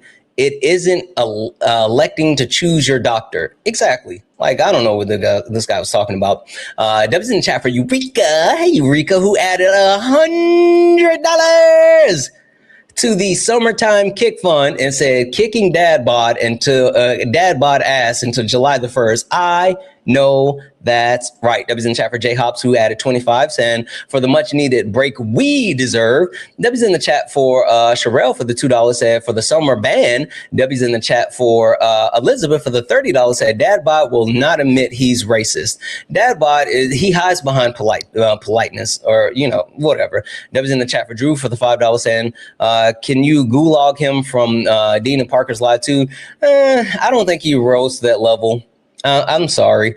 And W's in chat for Anna for the $5, say he weaponized incompetence. He does. He absolutely does that, and politeness. W's in the chat for all the donos, everyone who added to the summertime ban of dad bod. You guys are fucking awesome. If you like to support the live, you can do so. Cash App, PayPal, Venmo, pay links in the link tree in the bio. Santana speaks for you. If you're over on YouTube, you can send a super chat. I will read that out. Guys, we got 84 new followers on the stream so far. Look up here. Look up here. We're on our way to 200,000 followers. If you haven't hit that follow button up here, hit that follow button, turn on notifications. If you're over on YouTube, make sure you hit that thumbs up button so you it'll push the VOD out even more. All right, so this guy came up and was whining and crying and saying, "Oh, Santana lied." Go ahead and send you that request to unmute, Bub. Did you find the lies? I still can't find your source that says anything about cosmetic. Oh, did you look through the actual 70-page study? Yeah, I'm reading through it right here. Okay, perfect. Jeff, you got something for this donut? Yeah, I'm just wondering, when comparing wait times between Canada and the United States, do they compare full population wait time? When we're talking about the wait times, I was talking about the disingenuous platform of it's only I'll just ask my cosmetics coming question. over here. I'm just going to ask the question again. If you want to when comparing wait times between the United States and Canada, do they compare full population wait times? Yes or no? So we're going to pivot topics. So I'm just going to ask the question a third time. So this you can ask all you want. I don't do pivots. This is two dodges to the question, right? No, I don't do pivots. So we're talking about healthcare, right? No, I'm still talking about healthcare. So this is going to be attempt number. This is going to be attempt number 3 to answer. Let me shut up, you donut. Let me say this, Jeff. Hey. You know what's funny? You said that you actually you're looking through the actual 70-page document. Have you made it to page 5 yet of the document? It's page 8 on the PDF, but on the document it's page 5. Have you made it there? Yeah. Yeah. There's the page where they start talking about the actual breakdowns of the types of surgery. So yes. You might want to start there, but until you actually, he could have hit Control F, but until you actually finish reading through the information and then being disproved wrong, fucking answer Jeff's question, you coward. Go to page 22. Sure. So, Jeff, floor's yours. So let's ask the question a third time. I'll wait till Santana answers. Hey, wait. The question is on. No, Santana doesn't bring up. Listen, I don't know. Now you're interrupting. Hey, if you can't talk to Jeff, then you can fuck off. I don't care which one. Either you're going to talk to Jeff or you're going to fuck off. Pick your poison. Like, stop being a coward and answer his question. Santana. I'm sorry? Dodge these nuts in your mouth and answer the question. Yeah, there's a simple question on the table. You could have answered it. Really quickly. You haven't asked a question. I've answered. I asked it to Santana before you were even here. Look. Hey. What was the question you asked? Why he being disingenuous, saying that it's only cosmetics coming down here when we got cardiovascular, we got orthopedic, we got neurosurgery. Wait, hold on, and let me clarify this. No, that wasn't an answer. Shut up. When did I say it's only cosmetic surgeries? Answer that question. When did I say it's only cosmetic surgeries? As a matter of fact, you addressed it. You said that was an example you used. You used gastric bypass surgery, which is not a cosmetic surgery, as an example, right? So clearly, you can infer from that it's not only cosmetic. So now you're just saying that to dodge my question. And also, to be clear, I said it's elective surgeries. It's elective surgeries. And I said specifically, colloquially, cosmetic surgeries. And one example of the cosmetic surgery is the height extension. Now, to be clear, elective surgeries does not mean that is not medically necessary. And to Jeff's point, I then followed up with you saying how gastric bypass surgeries are elective surgeries. They are considered from the insurance company cosmetic surgery, but for the life of people, it is medically necessary. I've addressed all of that. You're fucking cook. You're fucking cook. You know it. And so since you know it, you're running. Now, I've addressed all of that. I've even told you where to start with looking at the different types. You said go to page 22. Page 22 does not disprove anything that I said. I'm looking at it. Now, please address Jeff, you coward. Thanks for finally clarifying and actually putting down the word. I clarified it from the beginning. You're just stupid. Now address Jeff. Nope. You play back the recording before I came. I addressed it from. Shut up. I addressed it from the beginning. Please address Jeff. If you don't address Jeff, we're just going to take it as a concession. And guess what? I know you follow me, so I'm pretty sure that you like it here. So instead of just kicking you, I'm just going to fucking block you if you don't engage, you coward. And look, we can clear this up. At the beginning, before I even came up here, did Santana say gastric bypass surgery? Yes or no? After I asked him about it, yes. I'm just going to ask the question again. Before I came up here, did Santana say gastric bypass surgery? Yes or no? Asked and answered. I'm just going to ask the question a third time. These are the answers that are adequate for my question are yes or no. Did he say that at the beginning of your conversation? Yes or no? After I asked him, yes. Okay, great. Cool. So then you continuing to press the issue was a blunder on your part, right? No, he asked me to look it up, so I did. I'm just going to ask the question again. You continuing to press the issue as if he hadn't clarified and saying, oh, you finally clarified. That was a blunder on your part, correct? No, because he was claiming he I'm just going to ask the question a third time, this time answer honestly, because he did say gastric bypass. Unless you think gastric bypass surgery is cosmetic. Do you think gastric bypass surgery is cosmetic? No. Okay, good. So you did have enough information to make the inference that it wasn't just cosmetic surgery he was talking about, right? After I asked that would him, be yes. that would be a yes at the beginning of the conversation. Yeah. After I forced him to clarify. I don't know. You didn't force him to clarify anything. You asked. Yes, him. I did. No, you didn't force him to clarify anything. You asked. He answered. Now I know that you want to say force for your ego, but then you continued to press the issue. You did, right? You did say, "Oh, now you clarified." After he said it a second and third time, right? That was you that did that, right? That's framing that you used, correct? So I'll just take that as a yes. So now that we've gone through all that and we've seen that you have dishonest framing and you're only up here for your ego, can you now pretty please answer my question? I don't care if Santana blocks you. Yeah, I'm sure he will, but I like your dishonest framing too. Okay, go ahead. Look, I gave you a full analysis of your dishonest framing. Go ahead and give an analysis of mine. When you call it dishonest framing because you exclude part of my comment, then which part of the comment did I exclude? Go ahead. I did not push the issue. He responded by pushing the issue, saying that he had stated it prior. So really to quickly, when he said gastric bypass, and you asked him again stop talking. When you said again that he was referring to only cosmetic surgery, was that you that said that, or did I imagine it? You are misunderstanding what was said. I'm just going to ask the question again. Did you say dishonest framing again? Okay. Hold on. I'm just asking you about your words. You're framing this incorrectly. Hold on. This is simple. When you say you're misunderstanding, that's timeshare salesperson language. I want you to answer directly. Did you say that he was only referring to cosmetic surgery after he said gastric bypass? Yes or no? No. Okay. Chat. If he said that Santana was only referring to cosmetic surgery after Santana clarified using the example of gastric bypass, just put a simple one in the chat for me. If you remember him saying that. That's cool. I'm not dishonest framing anything. I'm just quoting your You words are, back to because you. when I said you were only referring to that, I was referring to prior to our conversation. But if you don't want to listen, you gaslighting buffoon. When I quote your words back to you directly, right, and everybody in the chat can hear it, right? We're not on the phone, you and I, privately, where you can try to gaslight me like you do your mother. We are on the phone in front of 1,800 people who heard you say it. Right? Actually, So closer if you add in YouTube, Twitch, Kick, Instagram.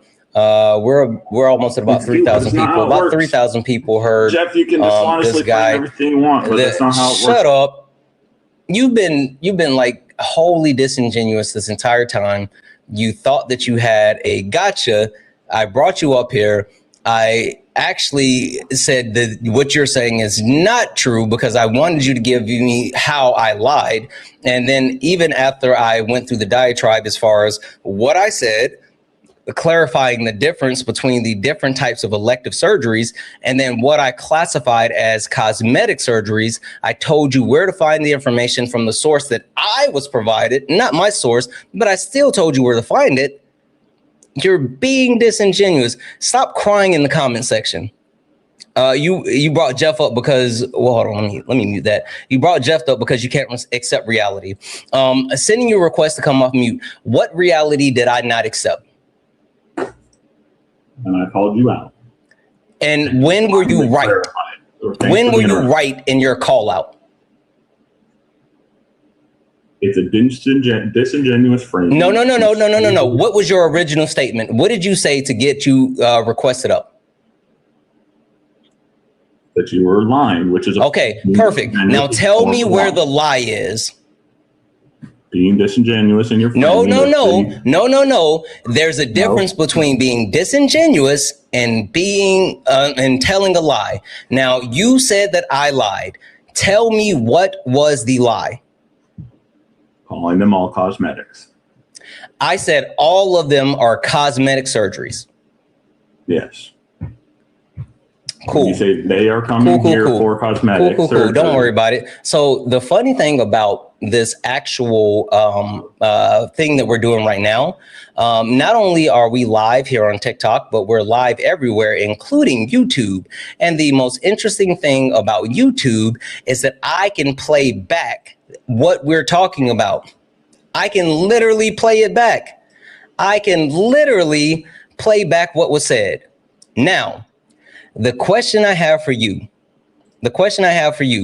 Danny, or whatever your name is, what are you willing to bet that I didn't say that they were all cosmetic surgeries? You betting on verbatim words or in your framing of the situation? I'm betting on verbatim words. If I say anything outside of they were all cosmetic surgeries, because you said that I said they were all cosmetic surgeries. That's what you said. So if I don't say that they were all cosmetic surgeries, nope, you're being disingenuous. Danny, you're being disingenuous. Now the question is, how much are you willing to bet that I did not say that they were all cosmetic surgeries? How am I running from it when I'm literally offering you to prove yourself to be right? Try not muting me while I talk. Here's the issue. You want to say that when people repeat your words verbatim back to you, it's as if they're changing what you said. And then you want to change what Santana said instead of repeating his verbatim words back. It's like you're in some upside down world. I need you to answer that fucking question. I don't care about the pontification. I don't care about the whining, the crying. I don't care about any of that. You made the statement, and I will hold you accountable for your words. I'm good with it. You said that I said they were all cosmetic surgeries. I'm telling you that I didn't say that. Not only did I give the nuances in a specific example, and the reason why I gave the example the way I did is because I knew. Shut up. I knew that the actual, there's a difference in the elective surgeries. I know for a fact I didn't say that. Now, Danny, answer the question. I am, you fucking coward. Now, answer the question. Answer the question. How much are you betting? Show me the example. How much are you betting? How much you betting? Don't run from it. How much you betting? This is your way of running. I'm literally offering to pay back what was said, play back what was said. Bet. You got to put your money where your mouth is, Dan. You got to put your money where your mouth is, Dan. You're so fucking confident. We have it on tape. I'm waiting for your proof. Yeah, how much you betting, Danny? Clarified. Danny, how much you betting? Hey, nope. I'm going to mute you. I need you to tell me. He's confused with how poker works. You don't ask to see the person's cards first and then push your chips into the table. You push the chips into the table first, and then you see what the cards are. If you're so confident that he said it, push the chips, man. Danny, sending a request to come off mute. Just tell me. Give me the number that we're betting. I'm saying show me. Yes, I will show you as soon as you tell me how much we're betting. Show me you said it. Why are you such a coward? Why are you running? Who says you can play? Why are you running, Danny? You were so confident just a few moments ago before I told you that we were going to roll this back and I want to make a bet. You only clarified after I came up. Sure. You can say that. Perfect. That's all. Can you tell me? Shut up. You said that I said that they were all cosmetic surgeries. I literally have, I'm not even joking. When I tell you I literally have this queued up, I have it paused right before you joined the live and we had this conversation. I need you to tell me, request to come off mute. How much are we betting?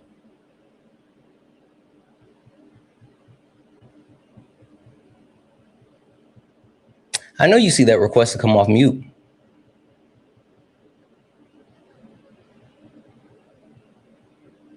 See, this is what happens, Jeff, when they get too big for their britches. They think that they know something, and then they step into the pool thinking that it's 3 feet and not realizing that it's actually 13 feet and there's a fucking shark in the water already. He stepped in the pool thinking that it was shallow, not realizing that this is the deep water and I am a shark. Now, put your money where your mouth is, Danny. How much are we betting? Real quick, because he's not going to answer that question. I just want to clarify what it was that I came up here for about the populations.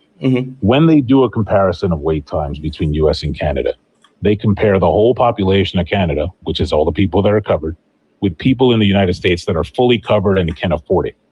So the question you should ask yourself is, what is the wait time for a procedure that costs more than you have in your bank account and you can't afford it? It ends your life. And I don't know what it is that you're saying, Dan.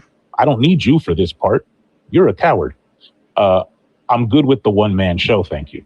So the other thing is, what do you think the wait time is when you need a procedure and the insurance company disagrees and your doctor and the insurance company have to play tennis for a while, and then they schedule your procedure if they ever decide to do it, or if they have 700 things that you have to do? Believe me, there are people who have like brain surgeries that they need. There are some people who have spinal surgeries that they need, and the insurance company gives them a laundry list of things and a timeline to do it by.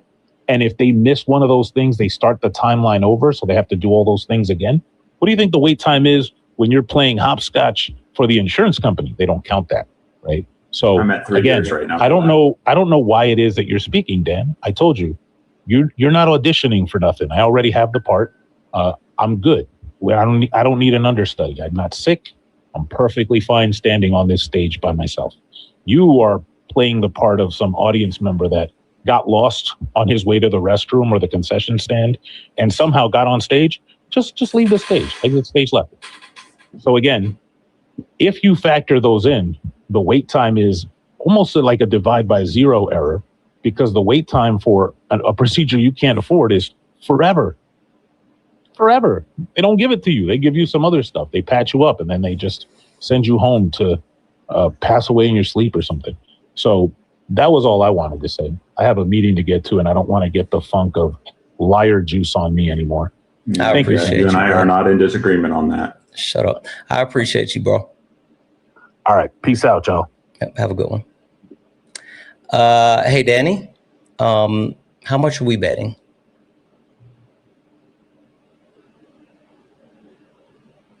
I know you got.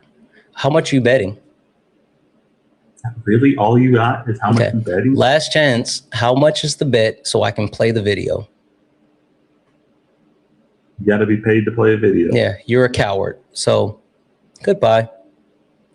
He's a coward because he knew it was wrong. He's a coward because he knew it was wrong. And you know what's really funny is even if I didn't have this video to play back, saying all, even in my background when I talk about the groups of people, I never say all. That all word is just not a definitive statement that I put in the things that I say. Johnny, are you back for attention? Or are you really just here to, like, are you ready to debate or did you just want attention? Like, what's happening? I want to place a bet. Okay. I bet that you can't beat me in a debate. I'm gonna take it up for Danny. I'm gonna bust you real good right here. Yeah, I don't care about you taking up for Danny. I'm gonna show you. Are you a Trump supporter or disagree with something on the background? I'm gonna show you that you a coward. Are you a Trump supporter or disagree with something on the background? Did you hear me? I'm gonna repeat for the second time. Are you a Trump supporter or disagree with anything on the background? Okay, yes or no? I'm gonna repeat that for the third time. Did you hear what I said? Are you a Trump supporter or disagree with anything on the background? So you can't even answer my question simple. So whose live is this? I don't give a shit. Is this Johnny's live or is this Santana? It's a coward's live. I know. Cry harder, snowflake. Now answer the question.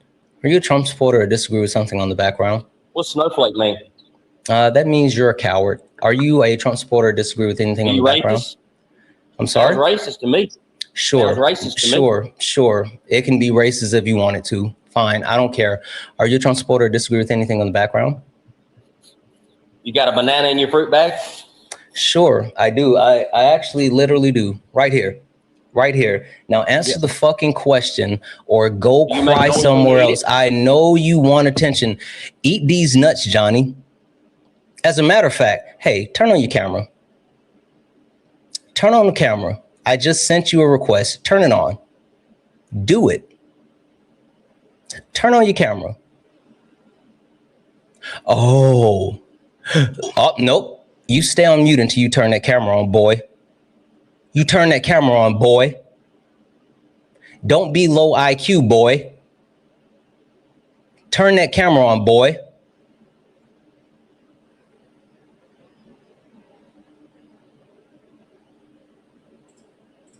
Sent you another invite. You're not gonna turn your camera on? Oh, you don't get to come off mute until you turn your camera on. Not until daddy says so. You turn that shut up. Turn on your camera, boy. You turn on that camera, you low IQ boy. Turn that camera on, you low IQ boy. There you go. Send it to you. Turn it on. Yeah, that's what I thought. They don't like that shit, guys. They don't like that at all. Yeah, he wanted to slur so bad. Oh boy, his clansessors were howling at him. Howling at him. He was trying to channel his inner David Duke so bad. Couldn't get it off though. Couldn't get it out. Only request up if you're a Trump supporter or disagree with anything on the background. We're only looking for some debates. If you like to support the live, you can do so. Cash App, PayPal, Venmo, pay links and link tree in the bio. Santana speaks for you. If you're on YouTube, you can send a super chat and we'll read that out. Hi, are you a Trump supporter or disagree with anything on the background? Lady Bloom, are you a Trump supporter? Disagree with anything on the background? Okay. Only request up if you're a Trump supporter or disagree with anything on the background. We're only looking for some debates. If you are a friendly, tap the screen, share the live, send your daily heart me.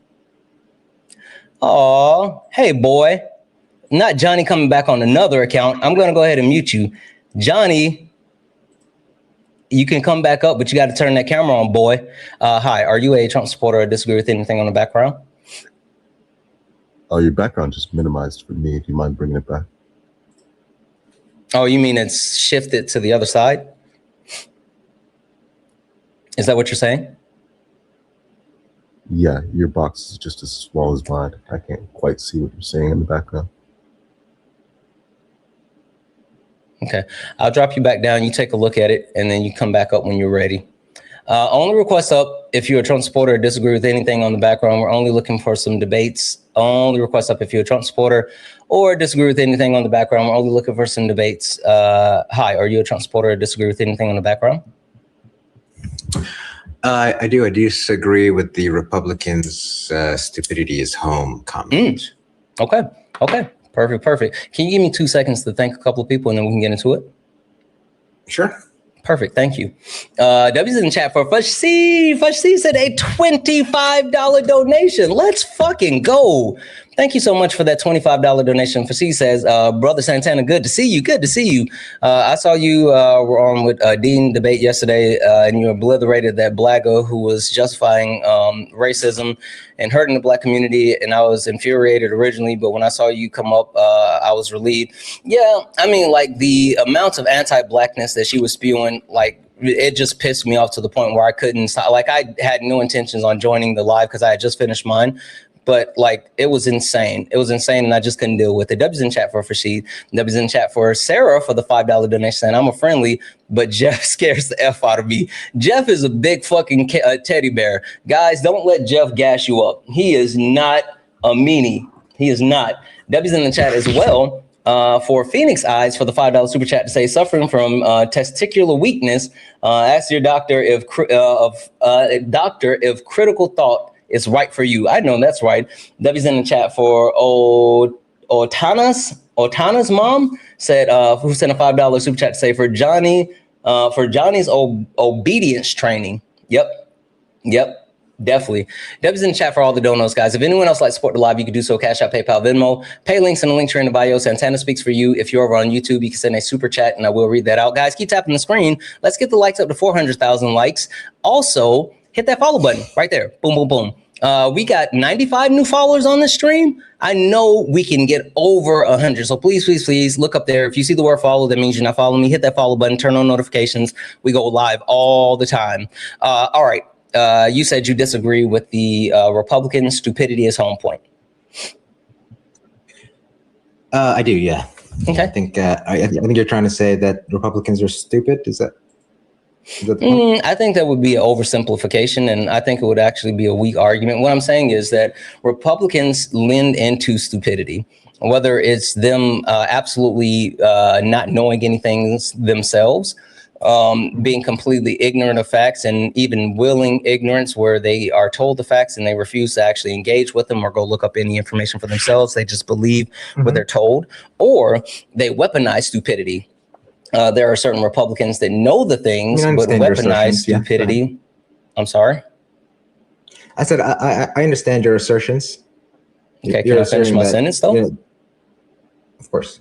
There's Republicans that weaponize the incompetence of people, and so the only way that they're willing to actually get any type of power or control is by weaponizing the stupidity of people, engaging in lies and fear-mongering tactics. And you think that's specific to the Republican Party, that the Democrats don't do that? I think that it's a safe space for the Republican Party.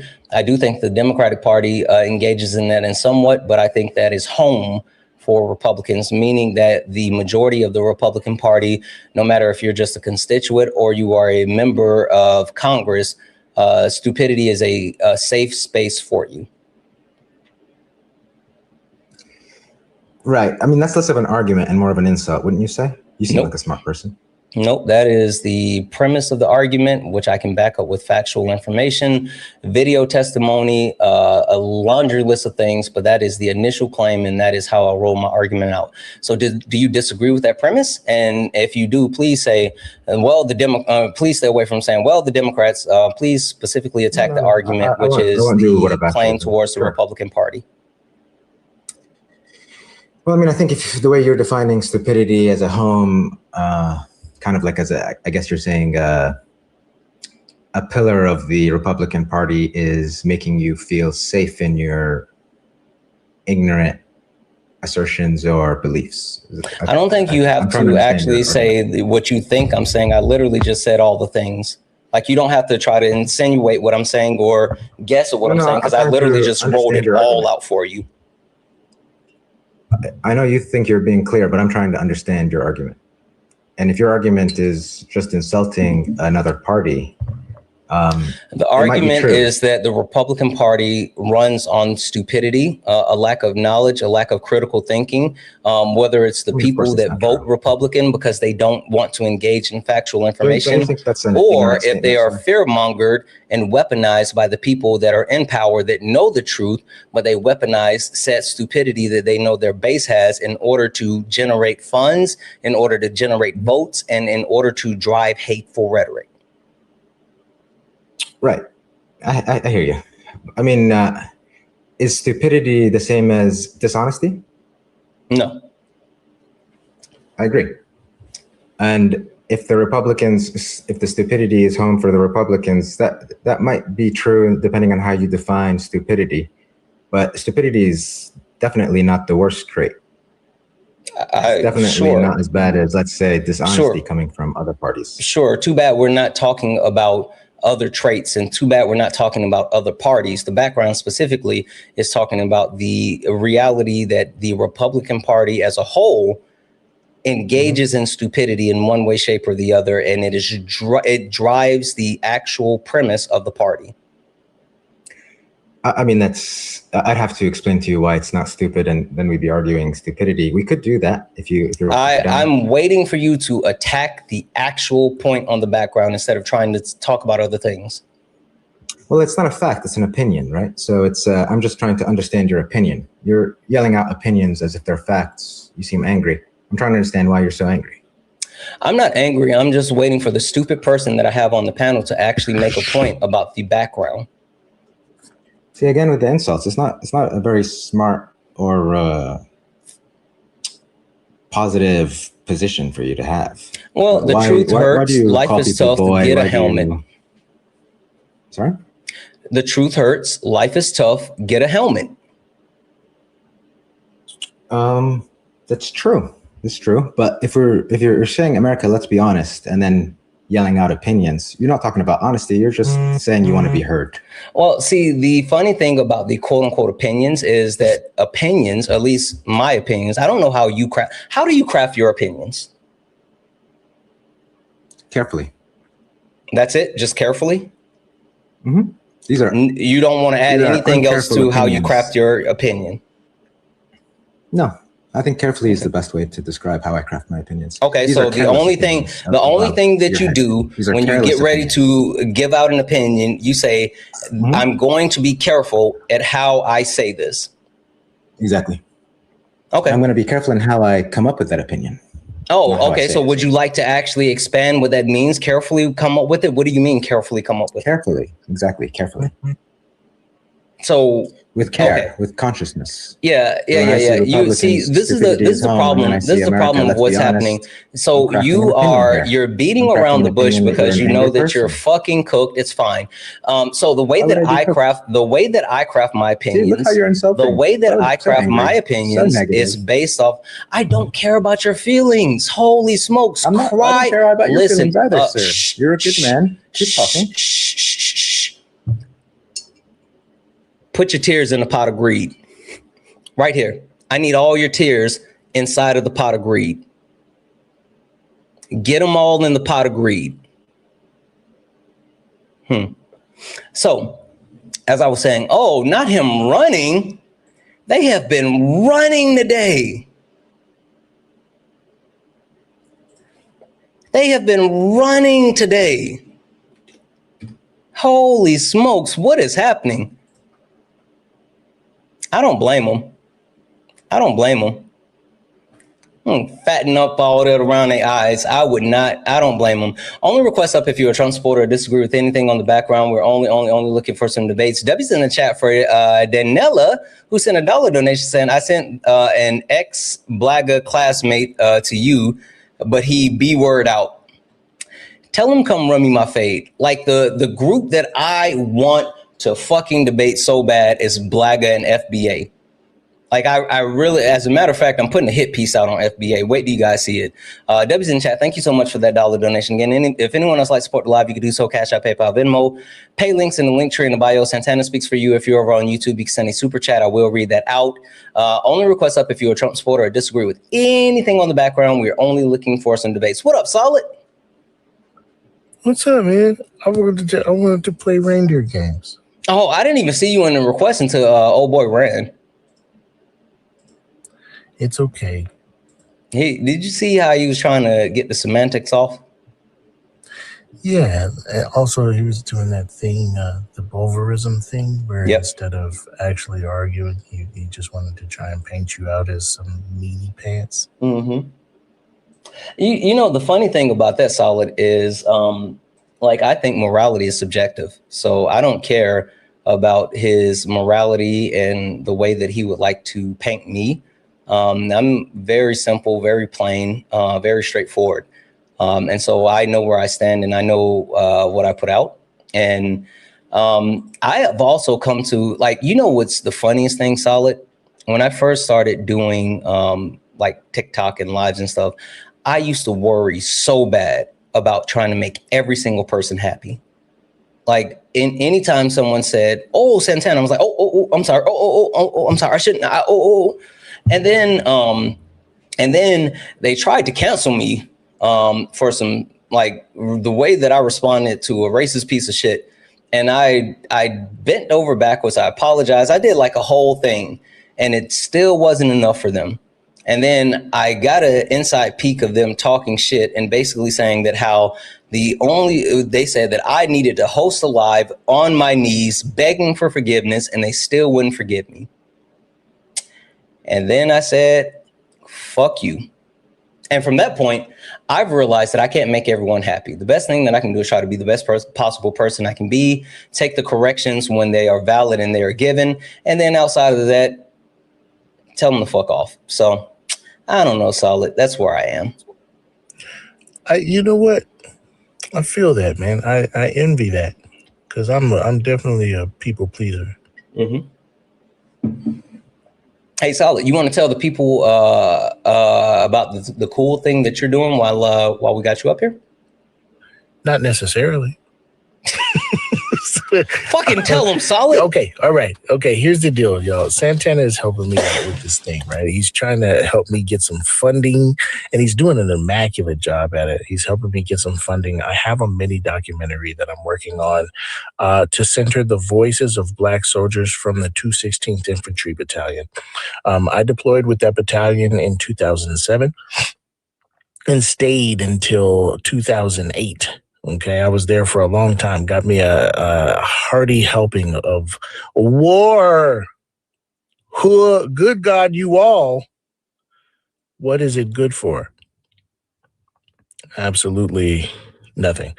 We have a goal of 25K. We're almost at 10K, y'all. You've been so amazing. Yes, I went to Iraq. Yeah, I was in southeast Baghdad. 10 miles south of Sadr City. We was doing stuff, but also we experienced, the Black soldiers experienced so much racism. It was kind of ridiculous. And so I want to be able to just kind of tell that story.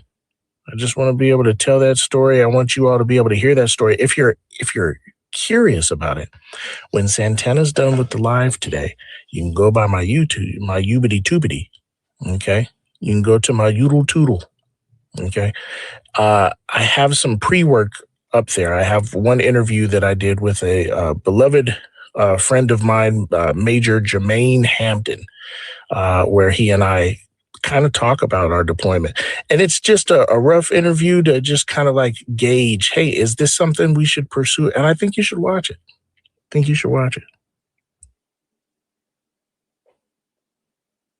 W's in the chat for solid. Guys, please go check out the GFM.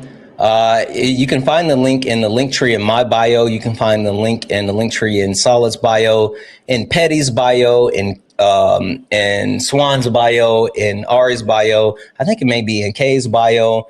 You can find it all around. The information is also listed in the poll. I have it on the background in the screen. This is something that Solid is super passionate about, and I think it's an amazing cause. And we have been talking about this on late nights, which Solid has been my co-host. Late nights with Santana, 10 p.m. Eastern, 7 p.m. Pacific. This week's topic is how America runs today. But the focus and the underlying understanding is trying to understand structural functionalism. So it's really, really important. So please go check that out and do all the wonderful things, especially if you have not gotten an opportunity to join the panel. Come through tonight, 10 p.m. Eastern, 7 p.m. Pacific, late nights with Santana. Solid, I appreciate you coming up, bro. I appreciate you. I was hoping to get one op, man. Can I get an op? I don't think there's any oppies. Okay. All right. Okay. I wanted to talk to that stupid guy. Yeah. Okay. I can't believe you ran. They've been running all day. Stop running, ops. Yeah, they're cowards. Okay. Appreciate you, man. Yep. Appreciate you.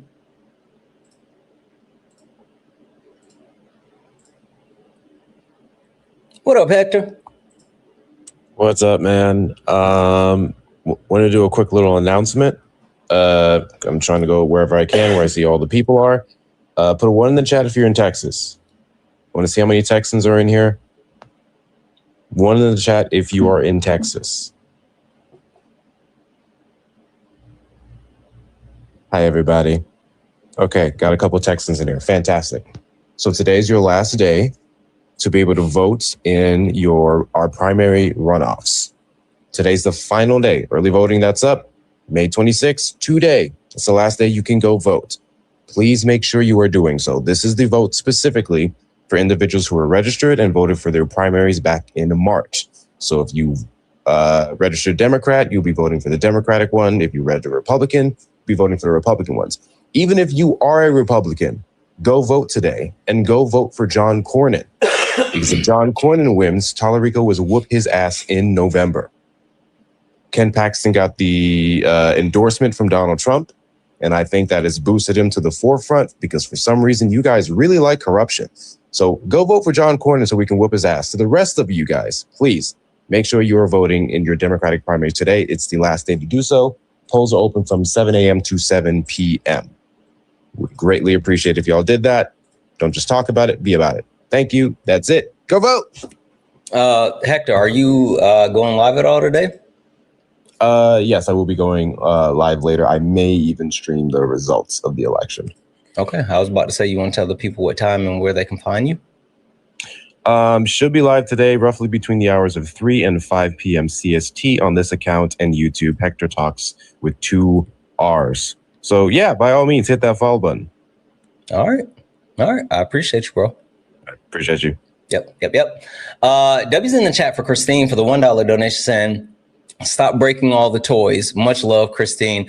Listen, I normally don't do that, but they've been running all fucking day. It's crazy. I don't know what's happening, but they've been running all day. W's in chat for Rachel for the $5 donation saying, Santana, that last guy was asking you why you were so angry, and all he was doing was whistling so hard, my dog started crying. Yeah, like he was trying to. He was hoping to get a reaction out of me, and when he realized that he wasn't going to be able to solicit a reaction, he ran. Like, let's not sugarcoat what he thought that he was going to do. He thought that he was going to come up here and get an emotional crash out when he's just not that guy. He's not built to get a response out of me. Funny thing about that as well is while I do get passionate and I do give responses, it really depends on what I respond to and how I respond to it. I don't get triggered. I trigger myself when I'm ready to actually go to that point, because a lot of times, like, there's a lot of shitty people. And so it depends on how you want to engage with people. And W's in the chat for Logi for the $2 super chat to say, Blagas are coward. They will not come to your live. They won't. Like, a few of them used to come in here and I whooped their ass so bad that they just all stopped coming.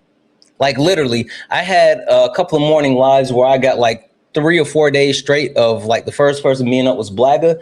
And then after that, they just said, fuck this guy. We're not coming back here. They are terrified.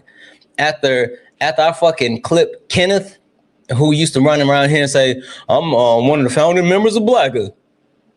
Fucking clip Kenneth, gone.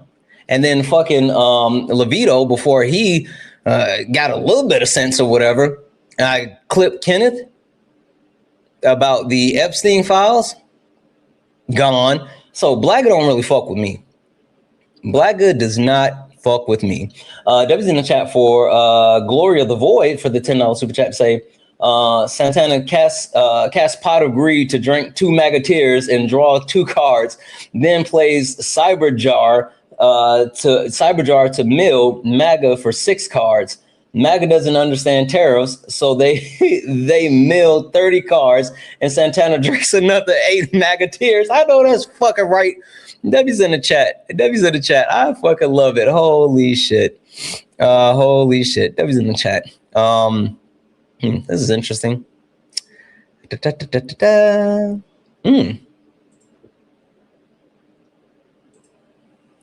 Hi, are you a Trump supporter or disagree with anything on the background? Yeah, I'm a big Trump supporter, man. How big? Dude, he changed my life just because of 3 main things. What were the 3 he things? freed Palestine with the Gaza-Israel deal. Oh, that's what's up. And he's freeing Iran right now. And you said LeBron? Iran. Oh, I thought you said he's freeing LeBron. I was about to say, fuck that. Like, I mean, I don't think we should bring him back for $55 million, but I think that if we can get him to take like a mid-level or even a vet exception, then we should bring him back. So I was about to say, nah, I don't want to free LeBron, but you said Iran. Sorry, go ahead. Yeah, that was really big for me, and he's also bringing our, he's pushing AI development really well by making talks with China and bringing his representatives from America over, and those are the 3 reasons why I like Trump. So I just wanted to see if you have a problem with that or whatever. Okay, that's what's up. None of the stuff you said was true, but like I respect your right to exist in lies. I mean, I think that, the first thing with the Israel-Palestine thing, they have like a brokered peace deal right now that is making a 2-state solution possible. It's not like what I want, but can you tell me where this 2-state solution has been not only written about in the peace agreement, where they are in the phases of establishing that 2-state agreement? No, I mean, I know it's like it's one of the final phases of the agreement where they have to meet certain benchmarks across a period of time. Can you show me where the Israel and Bibi Netanyahu, fuck you, Bibi Netanyahu has actually agreed to that? No, not you. I was talking to Bibi Netanyahu. Oh, okay. Yeah, give me like 1 second. I'll find you a source. If I can't find it, then sure. W's in the chat for Elizabeth for the $10 donation, 10 for you, 5 for solid. I got you. W's in the chat for Elizabeth. Thank you so much for that. W's in the chat for Manders for the 1-tiered bit. It said they wish they had a girl who looked good. They would call her. I can't remember what exactly we was talking about. And then, watch party, said another 1-tiered bit, watch party for Jubilee, for the Jubilee this weekend. I'm going to do that. So I emailed them and I was like, hey, like the last time we did a watch party, they took it down on YouTube, but we were able to do it in the other places. So I'm like, how do I make sure that we are able to watch it without them taking it down? I got to send this stuff over so we can watch it. But yeah, I wouldn't mind doing a watch party for the Jubilee Live this weekend. W's in the chat for the donos, guys. If anyone else like support the live, you can do so. Cash App, PayPal, Venmo. Pay links in the link tree in the bio. Santana speaks for you. If you're over on YouTube, you can send a super chat, and I will read that out. All right, you said you have what? Do you want to Google it real quick? Sure. If you can give me the source and the title.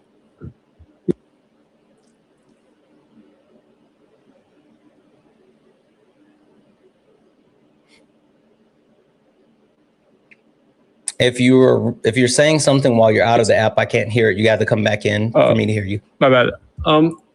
If you look up Gaza peace, wait. Gaza peace plan on Wikipedia, then you see the details of the plan and everything I was citing it on Wikipedia. Say it one more time. It's Gaza peace plan on wikipedia.org. Okay. Give me a second here. Yeah, go ahead.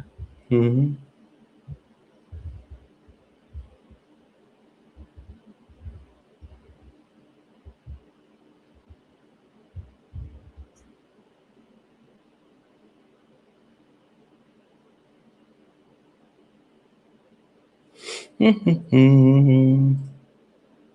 One second.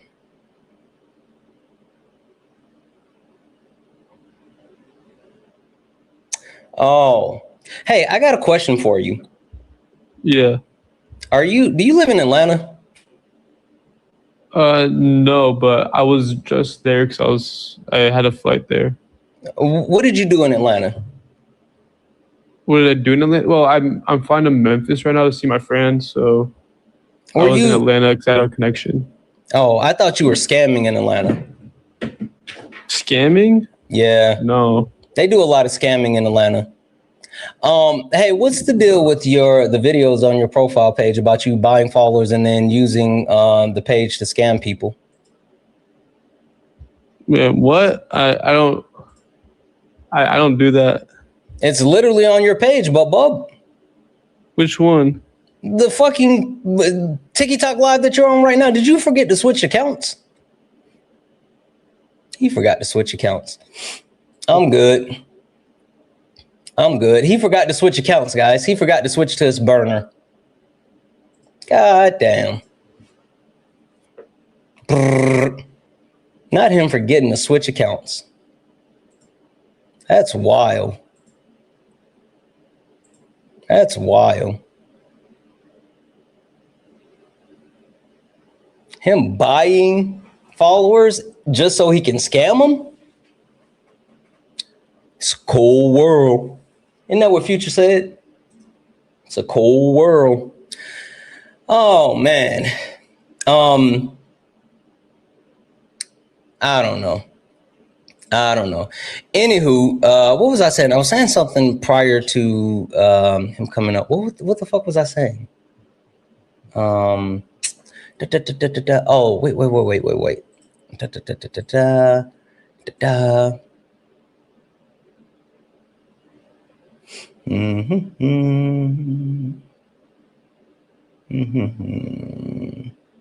Oh.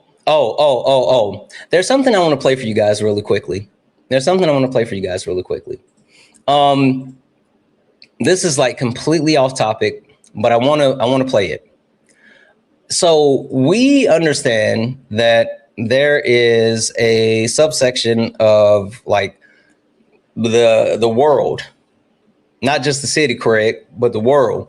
There's a subsection of the world that for some reason thinks that Elon Musk is a genius.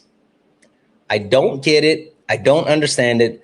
But for some reason, these people think that Elon Musk is a genius, right? That's the overarching premise. But you know what's funny about the Elon Musk being a genius thing is Elon Musk sounds like a smart person to a stupid person. Like if you are someone that doesn't actually know things and you hear Elon Musk talk and you know for the fact that he's the richest man on earth, then you're like, oh, he's the smartest man on earth. Money does not equate to intelligence. It does not. It does not. Now, what happens when Elon Musk decides to enter a Twitter space, which he owns, filled with Twitter engineers. What do you guys think happened when Elon Musk, who owns Twitter, who claims to be a genius, shows up around smart people that actually know how to do the work? Well, I'll tell you what, you don't have to guess. Don't worry, I got you.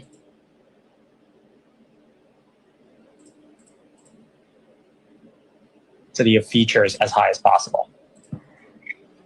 Yes. I mean, I think, frankly, if you want to have a really high velocity of features, I think we'll just need to do a total rewrite of the whole thing. Wait, seriously, a total rewrite. That's your prediction for velocity. Yeah. Well, when you say a total rewrite, do you mean starting with the skeleton, or a bunch of engineers sit down with a whiteboard and say, what is Twitter? Revolution or reform? I mean, I just mean like literally, like there's like you could either try to amend the crazy stack that exists, or rewrite it. But when you say crazy stack, what do you mean? Like, break it down. Have you seen George's like diagram? No. I mean, like, what do you mean by crazy? No. Seriously, come on, buddy. Come on. Who are you? What do you mean? Who am I? I don't know. You gave me the fucking mic. I got no. I didn't give you Whoa, I'm doing the mic, and let's keep it civil in my space. I mean, yeah. Like what? No, man. You're in charge of the servers and the programming, whatever. Like, what is the stack? Keep things technical in my space, please. Take me from top to bottom. What does the stack look like right now? What's so crazy about it? What's so abnormal about this stack versus every other large-scale system on the planet, buddy? Come on, give it to me. All right. So first off, amazing. Wow, you're a jackass. Okay. All right, no. I got no credibility here, buddy. I got no idea. First off, let's keep my space civil. Here, like we removed him from speakers.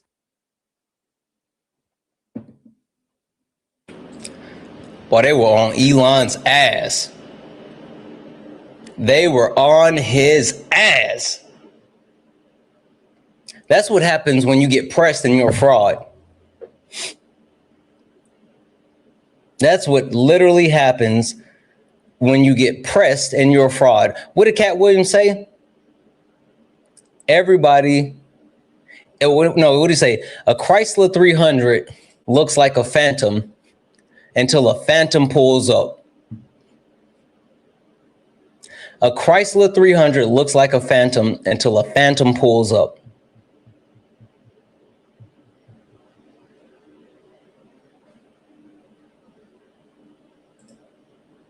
Yeah. One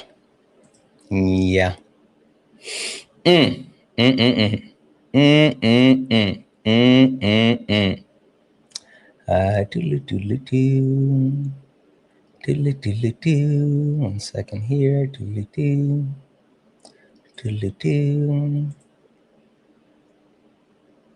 Athena, look at your phone. Unless you're asleep. Is Athena asleep? Athena, look at your phone. She may be asleep.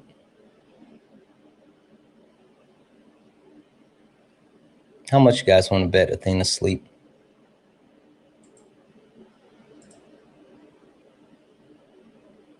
Yeah, she's probably asleep.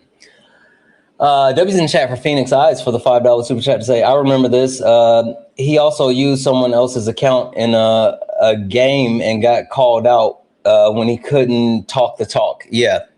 Like I completely, W's in chat for Phoenix Eyes. Thank you so much for that $5 super chat. Like, again, it's the funniest thing in the world when someone who actually, that actually capitalizes on other people's intelligence and literally steals from other people, that's what happens. That's what happens.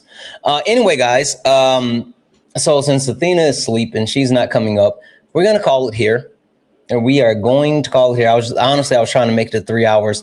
We're going to call it here, but we'll be back later this evening at 10 p.m. Eastern, 7 p.m. Pacific for Late Nights with Santana with my special co-host, Super Solid. Super Solid. W's in the chat for the Taffy Bot. What up, the Taffy Bot? Who sent a $10 super chat to say, rewrite the same code in Rust, change the logo, and ship it. I think so. This person, Caden, said, stop running. You got 0 followers and you're following one person, Bub. Go get your main account and then you can come up. Until then, run these nuts in your mouth. I'm going to go ahead and block this troll account.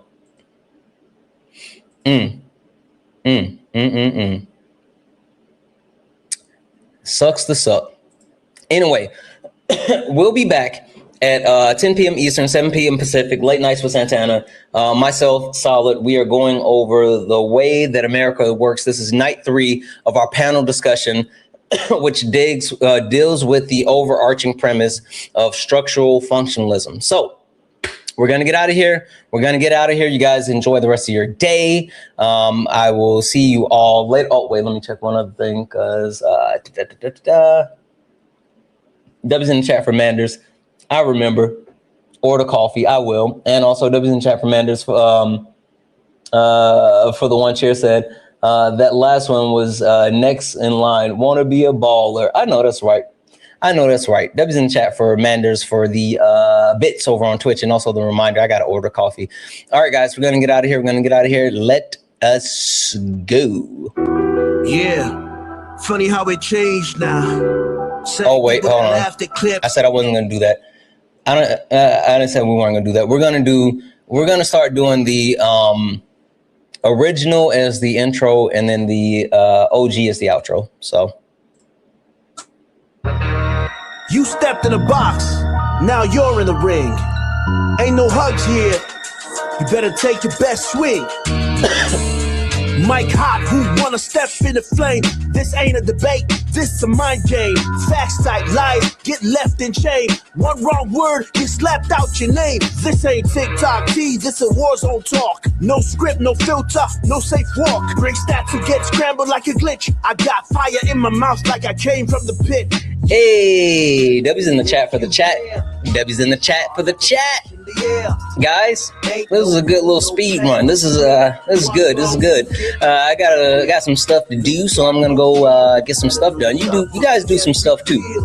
Do some stuff, and have a good day. And we'll be back later. 10 p.m. Eastern, 7 p.m. Pacific, Late Nights with Santana. Me and Solid will be going through night 3 of our panel discussion. Join. Get up here. Learn. Let's learn and grow together. I love you guys. I do. I love you. I love you. Guys, thank you for all the gifts, the taps, the likes, the shares. Thank you all for hanging out. Thank you all for being absolutely amazing. I love you all and all as always. Peace.